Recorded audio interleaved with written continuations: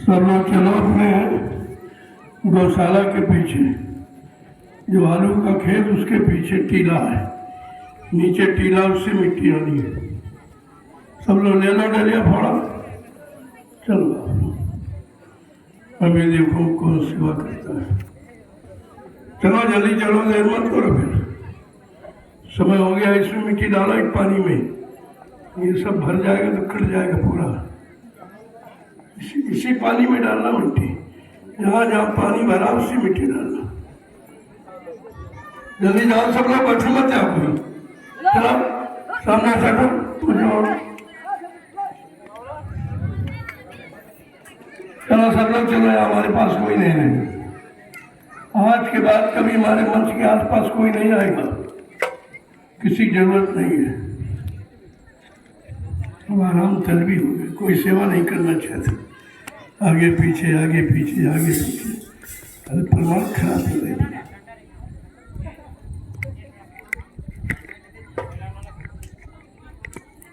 चलो प्रेमी जल्दी चलो, देर मत करो, फिर समय हो जाएगा। जितना लेट पहुंचोगे लेट ही छोड़ूंगा।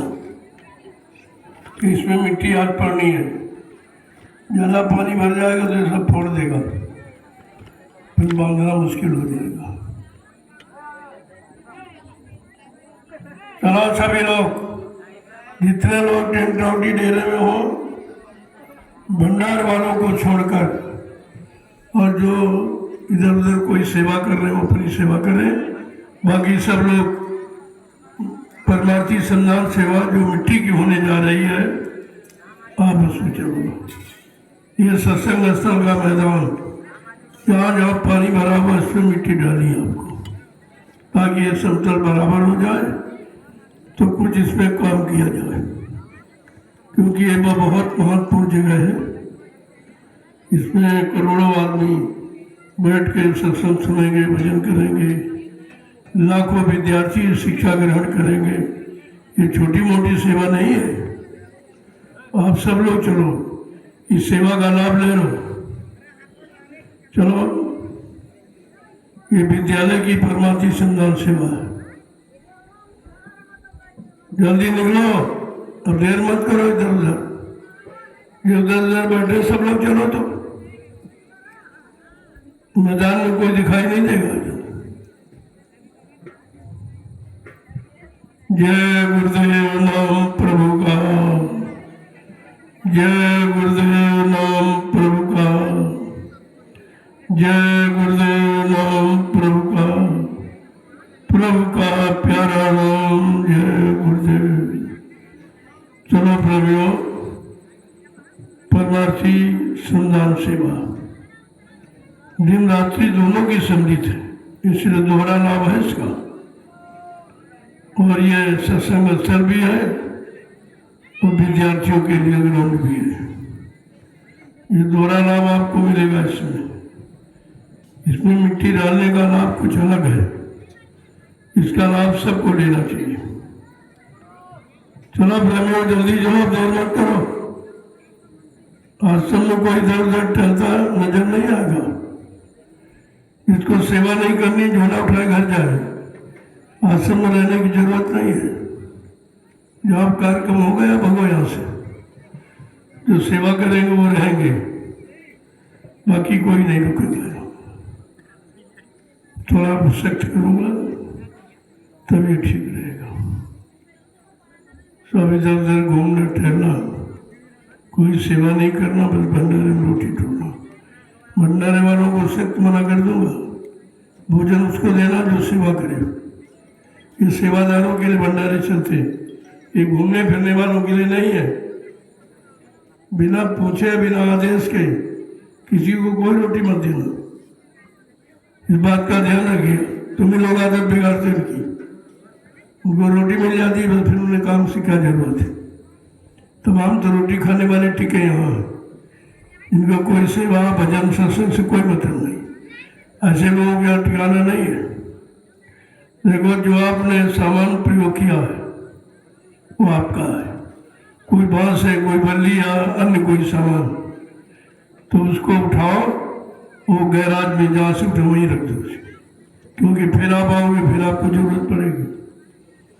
तो ये जितनी बांस-बल्लियाँ हैं इनको सबको उठा लो और ले चलो, सब लगा दो, बिल्कुल मैदान खाली कर दो ताकि मिट्टी सेवा सुचारू रूप से की जा सके। चलो सभी लोग, आपको सिर्फ 25 डलियाँ डालनी है, बस 25 डलियाँ गिनती की आप डालिए और जल्दी से सेवा प्रारंभ कर दीजिए। देर करोगे तो देर से छोड़ूंगा, फिर जल्दी कर लो और जल्दी अपना फुर्सत पा जाओ। चलो चलो प्रेमियों, जल्दी चलो। 25 डलियाँ आपको डालनी है, हर व्यक्ति को, हर प्रेमी को 25 डलियाँ डालनी है। ये रेशियो रखा गया, ये संख्या है। कोई बात तो जरूर है, इसलिए आपको ये संख्या बता दी गई ताकि आपका मन इधर उधर न जाए, अपनी गिनती में लगा रहे, नहीं किसी बात भी नहीं करोगे, नहीं भूल जाओगे। फिर मन को एकाग्र करने का इतना अच्छा तरीका है परमार्थी संधान सेवा, जो गिनती की जा रही, इसको बहुत सोच समझ कर गिनती रखी गई। इधर उधर कोई नहीं ठहरेगा तो पूरा नहीं कर पाओ, जब तक पूरा नहीं हो जाएगा छोड़ूंगा नहीं। ये थोड़ी आप बाद में आओ, 1-2 डलियाँ डाल बंद कर दो, प्रसाद मिलना ही, प्रसाद उसी को मिलेगा जो 25 डलियाँ का अभियान पूरा करेगा। इस बात का ध्यान रखिए, मैं पूछूंगा कितनी डलियाँ डाल के आई, तब प्रसाद वितरण होगा, ऐसे नहीं। अभी तक तो आपको खूब खिलाया गया, लेकिन उस प्रसाद का कोई उतना लाभ नहीं है जितना लाभ परमार्थी सेवा करने के बाद जो प्रसाद दिया जाता, उसका विशेष लाभ है। शारीरिक बीमारियां, परेशानी, दुख दर्द, तकलीफें, होने वाली दुर्घटनाएं, ये तमाम रुक जाती हैं, कम हो जाती हैं। ऐसे थोड़ी कराया जा रहा आपसे। आगे का समय बहुत खराब है, उस खराब समय से बचने के लिए तुम्हारे पास कोई इंतजाम नहीं है, और जो तुम समझते हो ये तुम्हारी भूल है कि हमारे पास खाने के लिए रोटी है, रहने के लिए मकान है, सहयोग के लिए पत्नी बाल बच्चे हैं, खेती दुकान दफ्तर बिजली व्यापार, ये तो एक झटके में चला जाएगा। कुदरत के एक झटके का मसाला नहीं है। इसलिए बात को समझो और अपना बचाने की कोशिश करो। बगैर परमार्थी सेवा के कोई बच नहीं सकता। ये अचूक अस्त्र है आपके बचने बचाने का। इसलिए सब लोग इसमें तत्काल लग जाओ और जल्दी से इसे पूरा करो। चलो प्रेमियों, जल्दी जाओ, देर मत करो। 25 डलियाँ आपको डालनी है। जब तक ये पूरी नहीं हो जाएगी सेवा बंद नहीं होगी, इसका आप ध्यान रखिए। इतने जल्दी से लग जाओ तो जल्दी आपका अभियान पूरा हो जाए। जय गुरुदेव नाम प्रभु का। सभी प्रेमी जोर से बोले, सब मिल बोले, बोलना होगा। अभी से बोले, दुख दर्द हरेंगे, सब कष्ट मिटेंगे, सुख शांति भी देंगे। सबके दाता, सबके मालिक, प्रेम से बोले, ये नाम नहीं इंसान का, ये काम नहीं इंसान का। इंसानों से बस का ये काम नहीं जो आप कर रहे हो। रात्रि सेवा कोई नहीं करता है, कोई न कोई बात तो है खासियत। जो कोई नहीं करता तो वो लाभ भी किसी को नहीं मिलेगा, जो करेगा वो लाभ पाने का अधिकारी बनेगा। इसलिए सब लोग इस आदेश में लग जाओ और अपना काम बनाओ, यही आपकी बुद्धिमानी है। चलो जल्दी चलो। अब बीच बीच में मैं संदेश भी देता रहूँगा और आपकी सेवा देखता रहूँगा। कौन प्रेमी कितनी लगन के साथ सेवा कर रहा है, आदेश पालन कर रहा है, उतना ही लाभ उसे मिलेगा। खाना पूर्ति का लाभ यहाँ नहीं है। एक बात का ध्यान हो, हमारे आसपास कोई नहीं। आज से ध्यान रखिए, मेरे आसपास मंच के कोई नहीं खड़ा होगा। ये सब समय यानी फालतू समय निकालते हैं, यहाँ खड़े हो जाते हैं, कोई सेवा नहीं करते, कभी नहीं करते। मैं बहुत दिनों से देख रहा था, शायद अब इनको बुद्धि आ जाए, वो समझते हैं और किसी से कहा जा रहा है, ये अपने को खास कुछ लगाते हैं। अरे मिट जाओगे मिट, इतना खराब समय आ रहा, तुम हम बचा नहीं पाएंगे। पास रहने वाला बच नहीं पाएगा, सेवा करने वाला बचेगा। सबसे सेवक धर्म कठोरा, सिर बल चले धर्म समोरा। सेवक वही जो करे सेवकाई, और करनी कर करे लड़ाई। कितना साफ साफ लिखा है। हमेशा सेवादार फल पाता है, सेवादार सुरक्षित रखता है, सेवादार पर विशेष दया रहती है, क्योंकि वो तत्पर सेवा में तत्पर रहता है। उसका निशाना केवल सेवा, केवल आदेश पालन है, इसलिए उसकी संभाल होती है और उस पर दया भी विशेष होती रहती है। इस बात का ध्यान में रखिए आप, कुछ न कुछ सेवा जरूर करो। ऐसे आप कुछ मिलने संत मत है, ये ऐसे नहीं कुछ मिलने वाला। तपस्या है ये एक तरह की कलयुग में, जो आप कर रहे हो। कितनी दूरी से मिट्टी लाना, दूरी इसीलिए रखी गई है कि आप तपस्या करें। तपस्या का फल हमेशा अच्छा होता है, परिश्रम का फल मीठा होता है। तो आपको तो मौका मिला अच्छा खासा, कर लीजिए आप। और जल्दी से अपने कर्म बोझा, जो तमाम जन्मों का पाप का, बुरे कर्मों का बोझा लादे बैठे, धीरे से उतारो उसको। उतारने का कलयुग में एक ही तरीका है, परमार्थी सम्मान सेवा। इसके अलावा दूसरा कोई तरीका नहीं है। तो भजन भी, लेकिन भजन तुम्हारे बस का नहीं, और सत्संग भी तुम्हारे बस का नहीं। याद रखो, सबके सब भूल चुके। इसलिए मैंने वो सब देख करके आपके कल्याण के लाभ के लिए परमार्थी सम्मान सेवा रखी है, कि इसको करके आप अपनी पूर्ति कर सकते हैं, पाप कर्मों की अदायगी करा सकते हैं। अन्यथा यहाँ कोई तरीका नहीं है। चलो जल्दी चलो, देर मत करो। जय गुरुदेव नाम प्रभु का।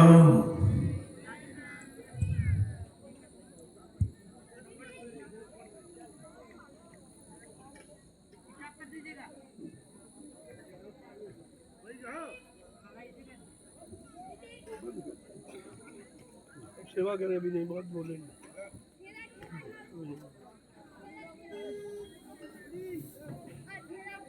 मशीन बंद करें, मशीन, हाँ मशीन ठीक, मशीन वाले बंद। ये मिट्टी डाले इसमें, पानी में उतारना है, तो खड़े हो जाओ। एक बार बता दो फिर।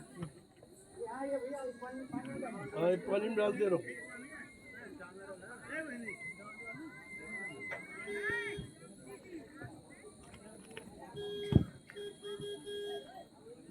लाभ मिलता है, इधर उधर टाल मटोल करोगे तो लाभ से वंचित रह जाओ। आदेश ही तो सर्वोपरि है, आदेश ही भजन है और आदेश ही परमार्थ है। इससे बढ़कर क्या आपको। प्रेमियों ने तत्काल शुरू कर दिया, घूमने वाले तो घूमते ही रहेंगे। उनको 4,84 लाख नरकों की योनियों में चक्कर भी लगाना है तो चक्कर ही लगाते रहेंगे, बाहर भी। उनकी समझ में बात नहीं आएगी इतनी जल्दी, लेकिन काम करने वाले अपना काम करके अपना काम बना लेंगे। किसी तरफ जागना ताकना मत, अपने लक्ष्य में लग जाओ कि हमको अपना लक्ष्य पूरा करना, हम किसी से क्या लेना। कोई करे न करे, आपको उसकी नकल थोड़ी करनी है। आपको ना अपना परमार्थ बनाना है। दूसरे को देख करके तुम भी नीरस हो जाओगे, तुम भी मतलब यानी हतोत्साहित हो जाओगे। कोई नहीं कर रहा, हम क्यों करें। अरे कोई नहीं करता तो कोई लाभ भी तो नहीं पाएगा, और तुम्हें लाभ लेना है तो तुम्हें करना है। जब लाभ अपने आगे रखोगे कि हमको लाभ लेना है, हमको कल्याण कराना है, हमको पिछले कर्मों के पाप कर्मों की माफ़ी कराना, तो तुम अपना निशाना आदेश पालन में रखो। इधर उधर ये टहलने वालों की तरफ मत देखो। ये तो 4,84 लाख नरकों में जाने वाले हैं, ये कोई निकलने वाले थोड़ी है। इनकी नकल मत किया करो, अपना निशाना पक्का रखो सेवा का। जिसने सेवा कर ली उसने सब कुछ कर लिया, क्योंकि कलयुग में और तुम्हारे बस का कुछ नहीं। न भजन कर सकते हो, न सत्संग याद रहता तुमको। सेवा कर सकते हो, वो भी उसमें अगर आपने मतलब लापरवाही की तो फिर ये भी लाभ तुम्हारे हाथ से निकल जाएगा। फिर ये लाभ कोई कराएगा नहीं, अभी नहीं कोई करा रहा, तो हिंदुस्तान का विश्व में कहीं चले जाओ, कहीं परमार्थी सेवा का जिक्र नहीं है, कोई जानता ही नहीं है ये सेवा क्या है, इसका लाभ क्या है, ये संतों ने क्यों रखी है, जीवों के कल्याण के लिए। कितना सरल रास्ता आपके लिए बताया, बस ऐसे डालते चले जाओ, आगे डालते चलाओ, पीछे से चलते रहो, तो वो कस जाएगी, मिट्टी दब जाएगी अपने आप, आपको दबना नहीं पड़ेगा, बस ऐसे बढ़ते जाओगे। बस अब ये मिट्टी आपकी बिल्कुल फिट हो जाएगी, इसमें पानी भरा है, ये बिल्कुल चिपक जाए, बहेगी नहीं। फिर सूखी मिट्टी आप जहाँ डाली सब देखो बह गई है, कटान हो गए तमाम, क्योंकि इन लोगों ने व्यवस्था नहीं की। जब हमको करके भी बताते जहाँ कहीं कटान होता हो वहाँ फूस डाल दो, कहाँ से कुछ है, तमाम पतावर तुम्हारे यहाँ खड़ा जंगल है।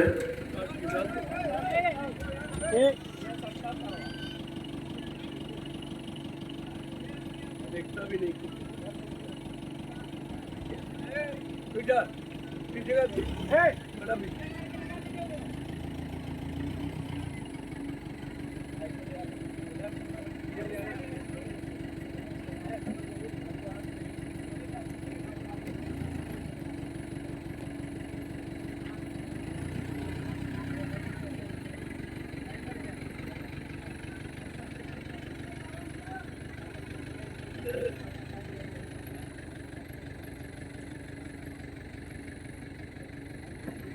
गाड़ी यहीं खड़ी करा दो, ऐसे ले जाओ, एक बार उठा के ले जाइए, खड़ी कर गाड़ी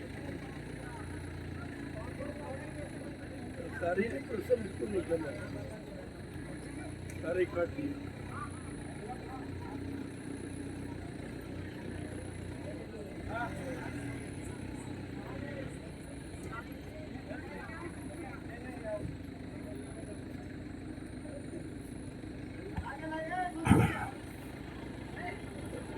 देखो इसका ध्यान रखिए, ये गाड़ियाँ किसी को छूने, हम तो छूने नहीं देंगे आज के बाद। कोई ड्राइवर नहीं है, सब सीखने आए, तोड़ने आए। सारी गाड़ियाँ हमारी खराब पड़ी, क्योंकि ये तो तोड़ फाड़ के चले जाएंगे, इनको क्या। इसलिए आज के बाद ना कोई ट्रैक्टर, ना कोई लोडर, कोई गाड़ी छुएगा नहीं। जिसको जाना अपना किराए से जाए। ट्रैक्टर केवल पानी के लिए मैंने चलवाए थे, अब इनको साफ करके धो करके खड़ा कर दीजिए, क्योंकि हमारे पास प्रेमी बहुत हैं, वो फावड़े से खुदाई कर देंगे। फावड़े खुदाई एक, ट्रैक्टर की खुदाई 4 बराबर होती है, इसलिए ट्रैक्टर वेक्टर कोई नहीं चलेगा। अगर काम आपका कार्यक्रम हो गया है, इन ट्रैक्टरों को धोकर और डीजल लगा करके साफ करके खड़ा कर दो, कोई नहीं चलाएगा इनको। चाबियाँ सब हमारे पास रखो, पुटिन दे दो। बहुत नुकसान किया तुम लोगों ने इतना, अभी लोडर खराब कर दिया, फिर 15,000 रुपये कल रख के आया। आमदनी 2 पैसे की नहीं है, तोड़ फाड़ करने में बहुत आगे है सब। लिहाजा कोई वाहन कोई नहीं छुएगा बगैर आदेश के, इस बात का हमेशा ध्यान रखना। कोई भी वाहन आश्रम का बगैर आज के कोई आदेश के छुएगा नहीं। जितने गाड़ियां हैं सारी चाबियां पुटी में रखो, किसी कोई चाबी नहीं देंगे, सब देके देख लिया। 4 पैसे का लाभ नहीं, 10 रुपये नुकसान करते रहते। अभी लेटर बलोडर कितनी बार बन चुका है, कल बन के आया 15,000 रुपये फिर लगा। बताओ 2 पैसे का आमदनी लोडर से नहीं है। 15,000 रुपये एक बार खर्च करोगे, जब तुमको चलाना नहीं मालूम तो क्यों पकड़ दो गाड़ी। केवल यही स्टीयरिंग घुमाना चलाना नहीं होता।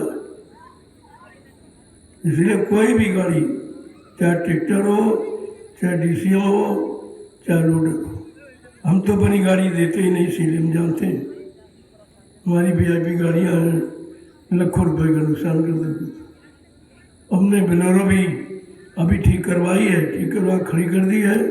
मैंने कह दिया जिसको कहीं जाना कोर्ट कचहरी, हमसे किराया लो, सवारी से जाओ, गाड़ी नहीं देंगे। गाड़ी देके देख लियो, 2 पैसे काम नहीं करते हो, 1,000 रुपये नुकसान करते हो। ये सब करके हमने देख लिया।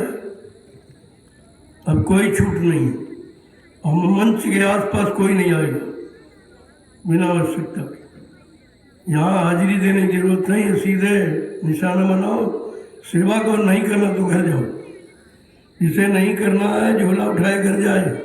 हमको भीड़ लगाने की जरूरत नहीं है, भीड़ तो बहुत लगाएगी, क्या हुआ उससे, और अब क्या हो जाएगा। हमको काम के आदमी एक काम का मिल जाए और 100 ये बेकार नहीं चाहिए, भीड़ नहीं लगानी।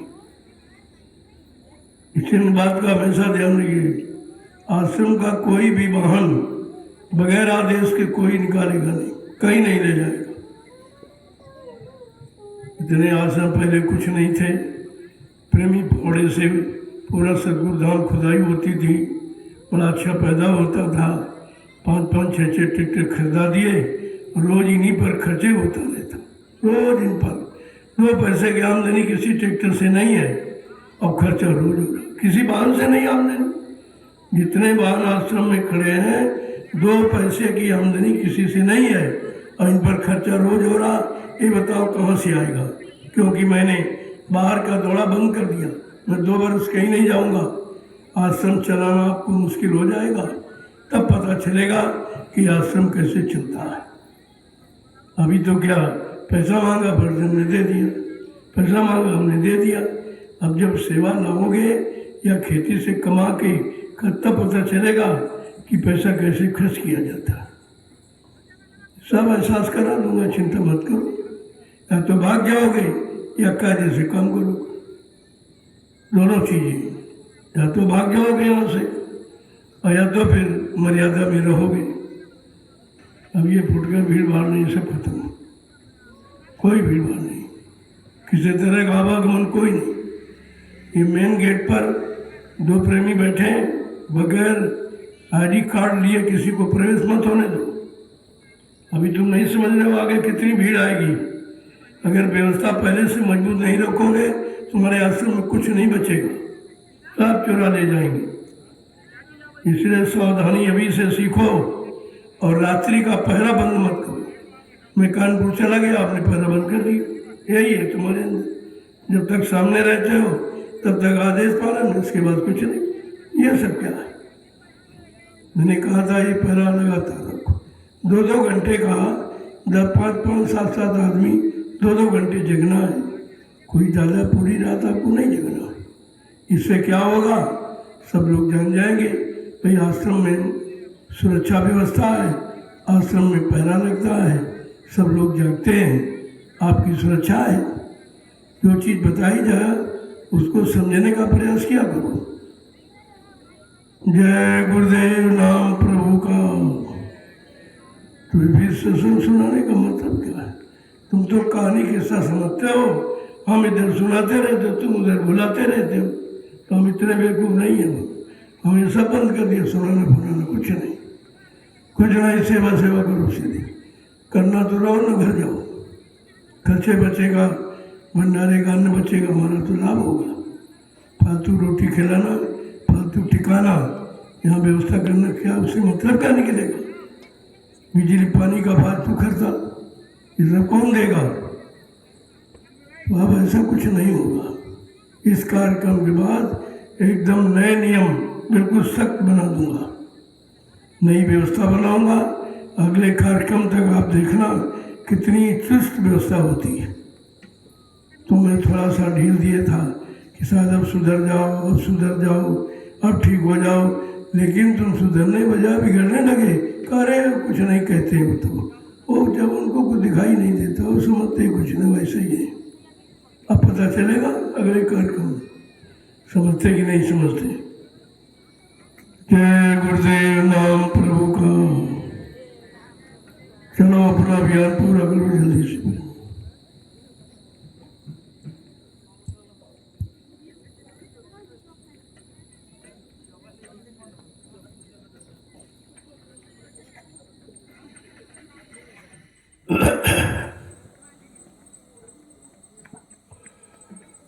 प्रेमियों,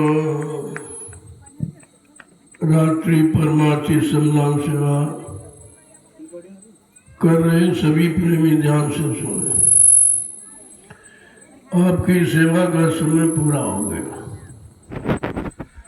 अब सिर्फ आपको एक डलिया डालनी है, सिर्फ एक। वो हमारी वैसे सेवा का समय तो आपका पूरा हो गया, लेकिन एक डलिया आपको डालनी है। इसके बाद आकर के आज की रात्रि परमार्थी श्रमदान सेवा का महाप्रसाद है। आपने 5 दिन लगातार भारतीयता दिवस के पावन अवसर पर भारतवासियों के लिए एक आदेश संदेश निर्देश किया गया, जिसकी आज देश को जरूरत है, लेकिन विचार बहुत कम लोग कर पा रहे हैं। उनको यही नहीं मालूम कि भारतीय दिवसा का मतलब क्या है। स्वतंत्रता दिवस, गणतंत्र दिवस, ये मृत्यु दिवस, जन्म दिवस आप मनाते रहे हो, लेकिन भारत भूमि पर रहने वालों प्रेमियों, हमें आपको भारतीयता दिवस कभी नहीं मिला और न किसी ने आपसे कहा, न किसी ने संकेत इशारा किया। जिसकी जरूरत है उसको तो आपने मनाया नहीं। आज भारत देश को गुरु की आवश्यकता है। गुरु माने सच्चे ज्ञान, सच्चित आनंद, सतलोक सचखंड जीवात्मा को पहुंचाने वाला और मालिक से मिलाने वाला। ऐसे की आवश्यकता। जिनकी आपने आवश्यक समझी हो तो उन्हें कुछ किया नहीं, उनको मालूम ही नहीं था। उनको यह नहीं मालूम है कि गुरु सरल सदगुरु में क्या अंतर है। गुरु किसे कहते हैं, सदगुरु किसे कहते हैं।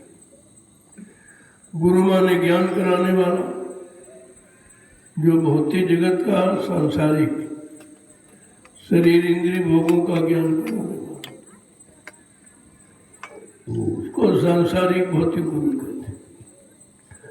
और जो आत्मा का ज्ञान करा उसे आत्मा गुरु कहते हैं। आत्मा को जगाए और परमात्मा से मिलाए उसको कहते हैं सदगुरु। यहाँ जरूरत तो दोनों की है, लेकिन जिसमें दोनों काम करने की क्षमता हो, ऐसा अगर मिल जाए तो दोनों काम आपको हो जाए। आज इस कलयुग में घोर कलकाल, ऐसे ही सदगुरु आए जिनको हमने आपने पहचाना नहीं, न माना, न जाना, न पहचाना, न अपना कोई काम ही करा पाए। उनके आने का मतलब क्या है? वो तो आपके काम के लिए आए हैं, आपकी जीवात्मा के कल्याण के लिए आए हैं और भौतिक जगत का सुख देने के लिए भी आए हैं। वो दोनों काम करते हैं। जब तक भौतिक सुख नहीं मिलेगा तब तक आपको संतुष्टि नहीं होगी। जब तक मन शांत नहीं होगा तब तक आत्मिक कार्य में सहयोग नहीं देगा। इसलिए दोनों की जरूरत है। आज का जीव कितना भाग्यशाली है, इसको गुरु संत सदगुरु मिल गए और जिन्होंने आपके हर काम को करने का वादा किया। आज जब विश्व के लोग राजनीति से हार जाएंगे, विवश लाचार हो जाएंगे, तब कहा मैं तुमको अपनी व्यवस्था दूंगा, रोजी रोटी की व्यवस्था, और साथ साथ में परमात्मा की प्राप्ति की युक्ति दूंगा। दोनों काम ऐसा समृद्ध माली भूमंडल पर कभी नहीं। भूतेन भविष्यति। लेकिन बात तो समझने की थी। उन्होंने अपना परिचय देने के लिए सत्संग जारी किया था। जैसे अवतारी शक्तियों का परिचय कथा वार्ता से आप जाने, ऐसे सदगुरु अपना परिचय सत्संग के माध्यम से दिया। सत्य का सत्य, सत्य माने ईश्वर, परमात्मा, खुदा, गॉड, प्रभु, वही एक सत्य है, बाकी सब झूठ है। जो सत्य का अनुभव करावे, सत्य का ज्ञान करावे, सच्चिदानंद दिलावे, जीवात्मा को सतलो सचखंड पहुंचावे, ऐसे समर्थ मालिक भूमंडल पर पहली बार। इसीलिए हम सब जीव उनको पहचान नहीं पाए। कभी आए होते, उनका इतिहास लिखा हो गया होता तो पढ़ के जान जाते, या किसी को मिले होते तो वो बताता। लेकिन कलयुग में जिनको मिले सब ने बताया। कबीर साहब ने बताया, नानक साहब ने बताया, पलटू दास ने बनाया, सब ने बताया। मीरा सहजो भाई, जिनको जिनको मिले और जिन्होंने उनसे लाभ लिया, अपनी जीवात्मा को जगाने की युक्ति ली और उन्होंने प्राप्त कर लिया, सब ने बताया। लेकिन इतना सब बताने के बावजूद भी हम आप अपने मालिक को नहीं पहचान पाए, जबकि इतना परिचय किसी ने नहीं दिया। हजारों संत आए कलयुग, लेकिन इस तरह का परिचय किसी ने नहीं दिया। परिचय में उन्होंने कहा कि हम आए वही देश से जहां तुम्हारा धाम, तुम सबको घर पहुंचाना एक हमारा काम। कहा मेरा दूसरा कोई काम ही नहीं, कोई राज का, कोई पाठ का, कोई धन का, कोई दौलत का, सामान का, सम्मान का, मेरा ये काम। मैं सिर्फ तुम्हारी जीवात्मा को, जो कितने युगों से भटक रही, अभी तक अपने घर नहीं पहुंच पाई, अपने मालिक से मिल नहीं पाई, मैं उसको घर पहुंचाने के लिए और मालिक से मिलाने के लिए आया हूं। इतना परिचय जब मिल जाए तो फिर शंका किस बात की। अगर किसी में शंका होती है, अगर उसका परिचय मिल जाए तो शंका चली जाती है। आपको परिचय भी दिया गया और फिर भी शंका में रह गया। और एक तरह का नहीं, 3 तरह का परिचय। एक तो कहा कि हम आए हुए देश से जहां तुम्हारा धाम, तुम सबको घर पहुंचाना एक हमारे काम। दूसरा कहा कि भव सागर भरवो नहीं, ये प्रताप हमार, और निश्चय करके मान ले तो तुरंत उतारू पार। ऐसा किसी ने नहीं कहा। इस भवसागर से पार ले जाने का वादा किसी ने नहीं किया। यह समर्थ मालिक प्रभु की पहचान है। पहचान मिलने के बाद भी हम लोग भ्रमित हो गए, कि उनके वचनों को भूल गए। जो उन्होंने सत्संग वचन जारी किए, हम लोग उनको भूल गए। जब वचन भूल गए तो फिर गुरु को भूल गए, और गुरु को भूल गए तो वो गुरु ज्ञान भूल गए। जब गुरु ज्ञान नहीं रहा तब भूल भ्रम में फंस गए। गुरु ज्ञान नहीं रहा तभी तो भूल भ्रम में हम फंस गए। लेकिन महापुरुष अपना काम कभी बंद नहीं करते। जिस काम के लिए आते हैं वो काम करके ही जाते हैं, उसमें कोई विघ्न बाधा नहीं डाल सकता। कहते ना मेरा काम कोई कर सकता और न मुझे कोई अपने काम से रोक सकता। ये कितना बड़ा चैलेंज है कि सृष्टि में कोई ऐसा पैदा नहीं हुआ जो हमको अपने काम से रोक दे, या ऐसा कोई बलवान नहीं है जो मेरा काम कर सके। तो फिर तो मैं आपको समझ लेना चाहिए कि जब कोई है नहीं तब किसको खोज रहे हो, किसको ढूंढ रहे हो, किसके दर पे जा रहे हो, किसकी शरण में जा रहे हो। ये वचनों को याद न रखने के कारण हम सब लोग भूल भुलैया बन पड़े। लेकिन धीरे धीरे धीरे धीरे गुरु अपना रास्ता किसी न किसी माध्यम से हम सब जीवों के सामने रखता ही रहता है।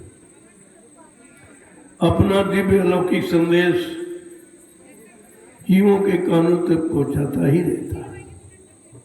ये उनका अपना काम है।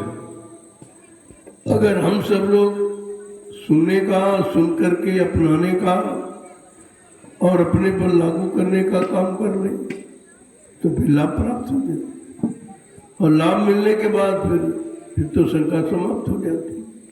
जब तक नहीं मिलता तब तक शंका रहती, मिल जाने के बाद सारी शंकाओं का समाधान हो जाता। आज तो सब आपके सामने है। आप ये परमार्थी सम्मान सेवा कर रहे हो जो हिंदुस्तान का विश्व में कोई नहीं कराता। दिन में तो कोई करता, तुम तो रात में कर रहे हो। ये और अनोखा काम, अनोखे महापुरुष की अनोखी पहचान है। और इतनी पहचान मिलने के बाद भी अगर हम न समझ पाए तो कितना बड़ा हम सब जीवों का दुर्भाग्य है। एक तो कभी आए नहीं, और आए तो हमने आपने उनको पहचान नहीं पाया, अपना काम नहीं बना पाया। तो दुर्भाग्य तो इस बात का है कि हम अपना काम नहीं बना पाए। काम करने के लिए जो आया, काम करने में कोई आपसे कुछ मांगा नहीं गया कि भाई कोई रुपया पैसा, कोई सामान, कुछ अपना काम करा ले। मैं काम करने आया हूँ, कहते अपना काम करा लो, उसके बदले में आपको देना कुछ नहीं। देना क्या है? कहते हैं तुम दक्षिणा में बुराइयां दे दो। अपनी बुराइयां, अपने पाप कर्म, अपने अशुद्ध विचार, अशुद्ध खान पान, ये तुम दक्षिणा में दे दो। ऐसा तो किसी ने नहीं कहा। अरे भाई गंदगी कौन लेगा? गंदगी तो कोई स्वीकार नहीं करता है।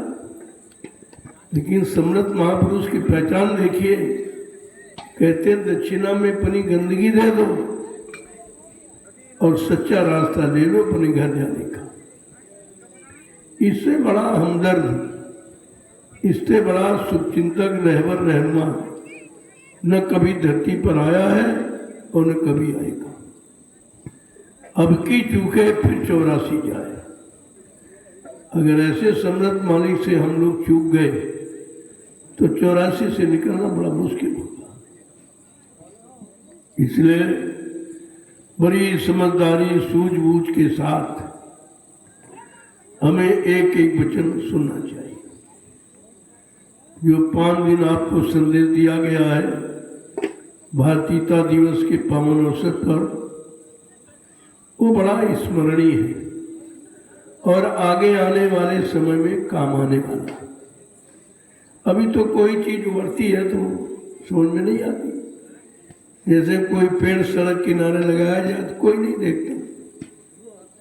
कब देखता? जब वो छाया देने के लायक और फल देने के लायक हो जाता तो सब देखते हैं, सबकी इच्छा होती है। उसी तरह महापुरुष की भूमिका परिवर्तन की तो कोई समझ नहीं रहा, लेकिन जब बनके तैयार होगी और सब उससे लाभ उठाएंगे तब आपकी समझ में आए। लेकिन उस समय आपका नाम नहीं होगा। इतिहास के पात्र आप नहीं माने जाओगे। पात्र तो वो माना जाएगा जो संघर्ष करके आए, यातनाएं तरह तरह की, लोगों की निंदा, आलोचना, बुराई सुन के सब कुछ बर्दाश्त करता है, वो पक जाता है। जो कुदरत की मार सहता है, आंधी तूफान, ओला पाला, वो फल देता है। फल देने के लायक वही बनता है। तो इसलिए अगर अपना काम और लोगों का काम बनाना चाहते हो तो फिर तुमको बर्दाश्त करना पड़ेगा। इसीलिए महापुरुषों ने कहा कि संत में मत में 3 बातें सदैव याद रखो। किसी की निंदा करना न सुनना, ये दोनों खराब, दोनों पाप के बोझे से लदना है। और कम खाओ जिससे आलस न आए, शरीर स्वस्थ रहे। और गम खाओ यानी बर्दाश्त करो। ये बड़ा कठिन है, बर्दाश्त करना बहुत कठिन है। और जो बर्दाश्त करता है वो सबका माननीय होता है और सबका लाभ, सबका फल देने वाला हो जाता है। आप पेड़ को देख लीजिए प्रमाण में, जब फल लगता तो लोग डंडे भी मारते हैं, ईंट पत्थर भी चलाते हैं, डालियां भी तोड़ जाते, फाड़ जाते, लेकिन कभी वो ये नहीं कहता कि दोबारा हम फल नहीं देंगे। ऐसा नहीं, क्योंकि उनका काम है फल देने का। वो इन संघर्षों से इस अपमानित वस्तुओं को कभी ध्यान नहीं देते कि लोग अपमान कर रहे हैं हमारा, लोग मतलब बेरहमी के साथ व्यवहार कर रहे हैं। कुछ उनका काम है फल देना। वृक्ष कबहू नहीं फल बके, नदी न संचय नीर, और परमार्थ के कारण साधुन धरा शरीर। परमार्थ के लिए मानव तन धारण करता है, वो किसी की कोई निंदा, आलोचना, बुराई, कोई कड़वे कट वचनों पर कभी ध्यान नहीं देता। इसीलिए कहा गया ये सबसे बर्दाश्त नहीं होगी। घाम ओस धरती सहे और सहे बन लाए, और कटुक वचन साधु सहे और समझ। ये कड़वे तीखे वचन अपमानित केवल साधु संत महात्मा ही सहते, क्योंकि वो शरीर को अपना नहीं मानते। शरीर का अपना अपमान नहीं समझते, क्योंकि शरीर तो जड़ है। जड़ कोई मुर्दे का अपमान करे तो कौन उसमें क्या नाराज, लेकिन शरीर के अंदर जो चेतन जीवात्मा, उसका तो कोई अपमान कर ही नहीं सकता। न कोई मार सकता है, न कोई अपमान कर सकता है, न मतलब उस पर किसी का रंग चढ़ सकता है। अगर जीवात्मा का संदेश समझ में आ गया और ये सत्संग वचनों से जानकारी हो गई कि ये मनुष्य शरीर तो आत्मा का खोल है, कवर है, इसके अंदर हमारी जीवात्मा रहती है। जैसे आप मकान में रहते हो तो मकान की दुरुस्ती, देखभाल, मतलब सुरक्षा सब करते हो, किसी लिए कि आप उसमें रहना। ठीक उसी तरह हम इस पंच भौतिक शरीर की देखभाल करते हैं, क्योंकि हमारी जीवात्मा इसमें रह रही है। ये जीवात्मा का घर है। अपनी जीवात्मा की सुरक्षा के लिए हम शरीर की व्यवस्था करते हैं, लेकिन ये भी बात अभी तक समझ में नहीं आई। रात दिन उसी के चक्कर में सारा समय जा रहा। व्यवस्था तो भूल गए, आसक्ति में फंस गए। इसी को खिलाने में, पिलाने में, सजाने में सारा समय जा रहा। जब चाहे जितना अच्छा खिलाओ इसको, चाहे जितने कपड़े अच्छे पहनाओ, चाहे जितना इसको सम्मान मिल जाए, लेकिन अंततोगत्वा इसको रहना नहीं है। इसका अपमान ही होना है।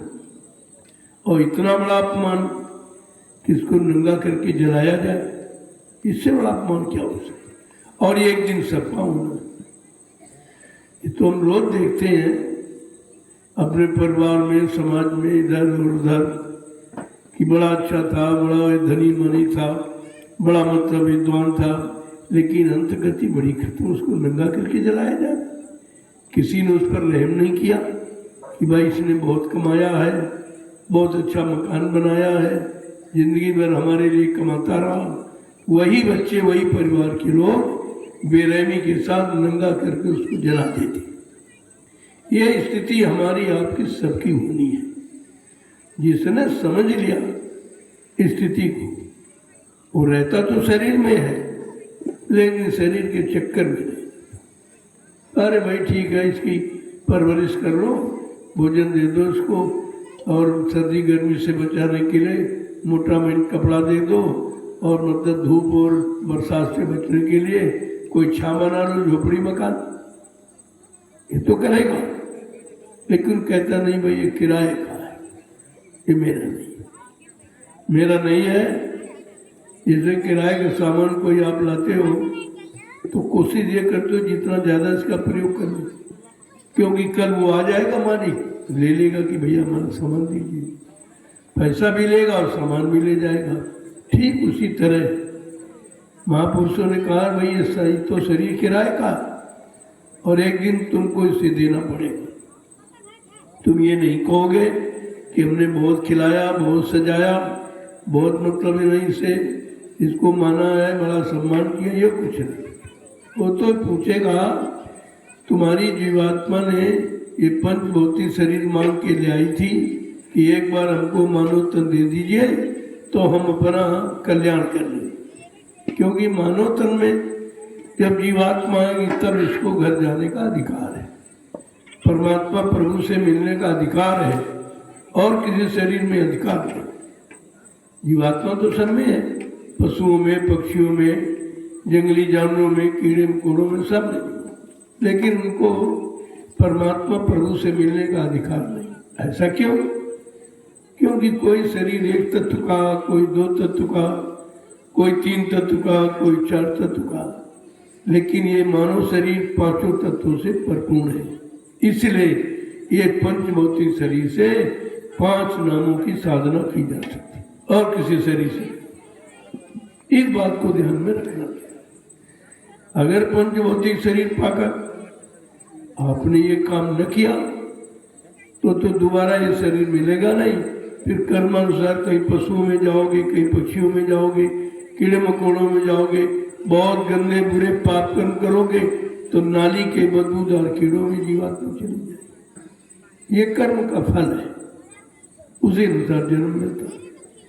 तभी संत महापुरुष आते हैं, कहते भाई चलो कम से कम अच्छा करो, बुरा न करो, अच्छा करो।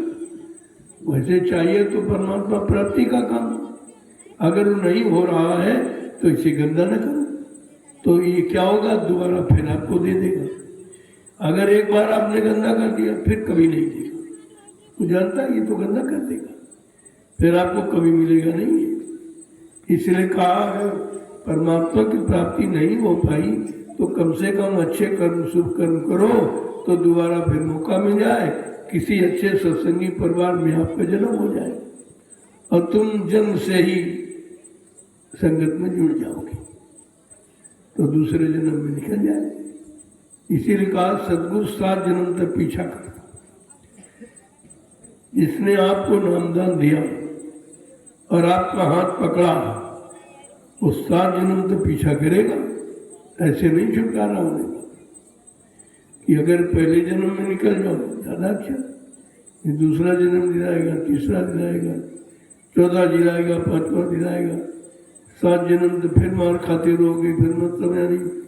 तो इसलिए कोशिश करो कि एक ही जन्म में निकल जाए, और अगर एक जन्म में न निकल पाए तो एक उस जन्म में कोई बुरा न करे, कम से कम दोबारा अच्छी जगह सत्संगी परिवार में जन्म हो जाए और शुरू से गुरु मिल जाए और नाम मिल जाए तो आप कमाई करके जा सकते हो, दूसरे जन्म में निकल जाओगे। यही सोच समझ अपने में होनी चाहिए। इसी का नाम सत्संग है। सत्संग कोई गाना बजाना कथा वार्ता नहीं होता, सत्य का ज्ञान का, सत्य का अनुभव करा देना, सच्चिदानंद दिला देना, जीवात्मा का सत्रो सचखंड पहुंचा देना और सत्पुरुष से मिला देना, ये काम था। तो मैंने 5 दिन आपको भारतीयता दिवस के पावन अवसर पर आपको दिव्य अलौकिक संदेश दिया। उसको संभाल के रखो और उसको रोज दोहराते रहो। जब कोई पाठ एक बार पढ़ा, दो बार, 3 बार, 4 बार दोहरा तो पक्का याद हो जाता, फिर भूलोगे नहीं। ऐसे जब वचनों को दोहराते रहोगे, गुणन मनन करते रहोगे तो फिर भूलोगे नहीं। जब वचन नहीं बोलोगे तो बच जाओगे, फिर आप कोई फंसा नहीं सकता, कोई बहका भरमा नहीं सकता, ये काम कोई नहीं करेगा। ये सब जानकारी के लिए ही तो आपके साथ ये मेहनत की जाती है कि चलो भाई इसको जो रास्ता कभी नहीं मिला, किसी युग में नहीं मिला, चलो संत महापुरुषों की दया हो गई तो उसका लाभ इसको दिला दो। अब तुम नाम लेना ही नहीं चाहते तो जबरदस्ती को दिला। आप जब लेने की इच्छा व्यक्त करेंगे, अपने अंदर इच्छा जाहिर करेंगे तो वो चीज़ मिल जाएगी।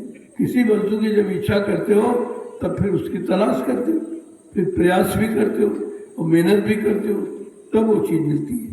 ठीक इसी तरह अगर परमात्मा की प्राप्ति चाहते हो तो उसकी तलाश के लिए जानकार, कि परमात्मा का जानकार कौन है। अभी तो जानकारी नहीं, भाई कहाँ है, रहता है, कौन है, कैसे मिलता है, किसको मिलता है, किस नीति, किस रीति से, किस नीति से, किस प्रीति से मिलता है। तो कहा कि सदगुरु की दया से मिलता है। अब सदगुरु कहाँ मिलेंगे, उसके लिए आपको खोजना पड़ेगा। तो हम सब कलयुग के जीव तो खोज नहीं सकते, मर्म नहीं खोजना, तो वो खुद आ जाते हैं, अपना परिचय देने लगते। ये उनकी दया है। खोजने पर कोई चीज मिलती, लेकिन उन्होंने कहा कोई कलयुग का जीव खोजेगा कैसे, बेचारा, इसको मालूम नहीं कुछ, इसने कभी कहीं लिखा पढ़ी तो है नहीं उसकी, भाई कि सदगुरु कहाँ मिलेंगे, कहाँ रहते हैं, कैसे मिलते हैं, किस रीति से मिलते हैं। तो उन्होंने अपना परिचय देना शुरू कर दिया, और ऐसा परिचय किसी ने दिया नहीं। और फिर भी आप अगर न समझ पाओ तो फिर हमारे आप जैसा कोई दुर्भाग्यशाली व्यक्ति नहीं है। इसलिए 5 दिवस के जो पावन पवित्र संदेश को सुना आपने, उसको अपने अंदर जगह दो, मन को पकड़ाओ। सब कानून ने तो पकड़ा और मन को नहीं आपने पकड़ाया, और सुनाया गया था मन को सुधारने के लिए कि मन अगर सुधर जाए तो सब सुधर। लोग कहते नहीं मन चंगा कठोतिम गंगा। अगर मन शुद्ध हो जाए, पाक साफ निर्मल, तो कमी किस बात की, तुम्हारे में कोई कमी नहीं। कमी तो है मन में, मन की कमजोरी है, मन की दुर्बलता है, जो हमें आपको आत्मिक कार्य करने नहीं देता। लेकिन जब सदगुरु की शरण में जाओगे, उनसे दया की भीख मांगोगे, तो आपका सब काम बन जाएगा। जहाँ पर दया भई सदगुरु की, वो ही हुए निहाल, और बाकी फंसे काल की झाल। ये पर उनकी दया हो गई, उसे फिर कोई परास्ती नहीं कर सकता। उस दया के आगे सब फेल, कोई नहीं कुछ कर सकता। लेकिन उनकी दया लेना इतना आसान नहीं। सुनना तो बड़ा सरल, कानूनी सुन लिया, लेकिन सुनने से मिला थोड़ी है। मिलने के लिए बताया गया कि कैसे मिलेंगे, किस नीति से मिलेंगे। उसी नीति को कहते भक्ति। किस भक्ति से, किस साधन से, किस विधि से कैसे मिलेंगे, ये सब आपको सत्संग के माध्यम से बताया गया, और बार बार बताया गया। और 1 साल नहीं, 60 साल मथुरा में बताया गया। हिंदुस्तान में बड़े बड़े कार्यक्रम करके बताया गया, बड़े बड़े सम्मेलन अधिवेशन करके बताया गया, 3 साकेत महायज्ञ करके समझाया गया। कोई एक तरीका नहीं, इतने तरीके अपनाए गए। सृष्टि में इतना तरीका किसी ने अपनाया नहीं, क्योंकि इतनी बड़ी हमदर्दी लेकर कोई आया ही नहीं। जो हमदर्दी लेके आया और उसी को आपने पहचान नहीं पाया, ये भूल हो गई। अब भी उनकी दया है कि चलो कि आपको रास्ता दिया जा रहा, वचन मिल रहे हैं। जो वचन भूल गए हो उनको बार बार दोहराया जा रहा, आपके कानों के द्वारा पहुंचाया जा रहा कि भाई अब भी अपने बिगड़े मन को ठीक कर लो, भोगी विलासी मन को इस रोग से मुक्त कर लो। ये सब आपको बताया जाए। कहने का मतलब ये है, जो 5 दिन आपको संदेश मिला वो कहीं नहीं मिलेगा। कहीं चले जाओ, ये कोई बाजारों नहीं बिकता है। ये तो उनकी दया मोज पर निर्भर है, और इस समय तो कहीं आपको मिलेगा नहीं, कहीं चलेगा, क्योंकि इस समय रास्ता बंद कर दिया लोगों। परमार्थ का रास्ता बंद करके सब स्वार्थ, लोभ लालच की तरफ चली गई। अब जहाँ स्वार्थ है वहाँ परमार्थ कैसे रहेगा? दोनों विरोधाभास है, एक दूसरे विपरीत है। लेकिन आपको समझना है कि आपको स्वार्थ में फंसना है कि स्वार्थ को रखकर परमार्थ को समझना है और हमें परमार्थ को ही पाना है। हमारा असली लक्ष्य उद्देश्य परमार्थ को पाने का है। इसलिए आपसे परमार्थी सेवा की शुरुआत कराई गई। धीरे धीरे जब परमार्थी सेवा करोगे तो इस सेवा से तुम्हारा स्वार्थ नाम खत्म हो जाएगा। और जो भी सेवा आपने की है बगैर स्वार्थ नहीं करोगे। नौकरी करते हो बगैर तनख्वाह के नहीं करोगे, व्यापार करते हो बगैर मुनाफा के नहीं करोगे। ये तो सब चीजें हैं, उसमें सब में स्वार्थ जुड़ा हुआ। लेकिन ये छोटी सी सेवा जिसमें तुम्हारा कोई स्वार्थ नहीं। किसी से पूछा जाए कि भाई आप मिट्टी ढो रहे हो, कोई मजदूरी मिलती है तो आप कहोगे नहीं। क्या कोई सामान मिलता है? कहते कुछ नहीं। कल क्यों करते हो? कहते आदेश पालन। ये परमार्थ, ये परमार्थ जग है आपके अंदर कि जो तुम्हारे मुंह से निकला कि हम तो आदेश पालन करते, हमारा कोई स्वार्थ से मतलब नहीं है। जबकि तुम कितने जन्मों से स्वार्थ में रहे हो और एक बार की संतों ने ऐसी सेवा में लगा दिया कि मतलब स्वार्थ की भावना खत्म हो गई और आपके दिल से निकल रहा है कि हमारा कोई स्वार्थ नहीं है, हम तो आदेश पालन करते। इतनी बड़ी चीज निकली। देखो, अगर न करते ना आते तो ये समझ नहीं पाते आप। ये छोटी मोटी सेवा मत समझा करो। छोटी इसलिए कि इसके अलावा तुम बड़ी कर ही नहीं सकते थे। अगर कह दिया तपस्या करो, त्याग करो, संयम करो, बाल बच्चे छोड़ दो, घर गृहस्थी छोड़ दो, दुकान खेती बंद कर दो, आपके बस की बात है। तो कहा नहीं, इनमें रहो, इनमें रहो 8 घंटा परिवार बाल बच्चों की सेवा करो। खेती है, दुकान है, दफ्तर है, बिजली व्यापार मजदूरी करो, लेकिन सच्चाई ईमानदारी मेहनत से करो ताकि किसी का कर्म कर्जा न चढ़ने पावे। जिसे मुनाफा कहे तो ये कर्जा ही लाद रहेगा। ये मुनाफा कहाँ से आया? ये जो भी आप करते हो लाभ समझकर मुनाफा ये कर्जा है। उचित कि 1 रुपए की चीज को आप 20 आने में बेच सकते हो। 4 आने में तुम्हारा गुजारा हो जाए, किसी कर्जा में नहीं होगा और तुम्हारा गुजारा हो जाए। सच्चाई ईमानदारी में बरकत है। ऐसे देखो चोर डकैत करोड़ों रुपए लूट के लाता है, उसके पास कुछ नहीं, क्योंकि बरकत नहीं। धन तो आया लेकिन बरकत।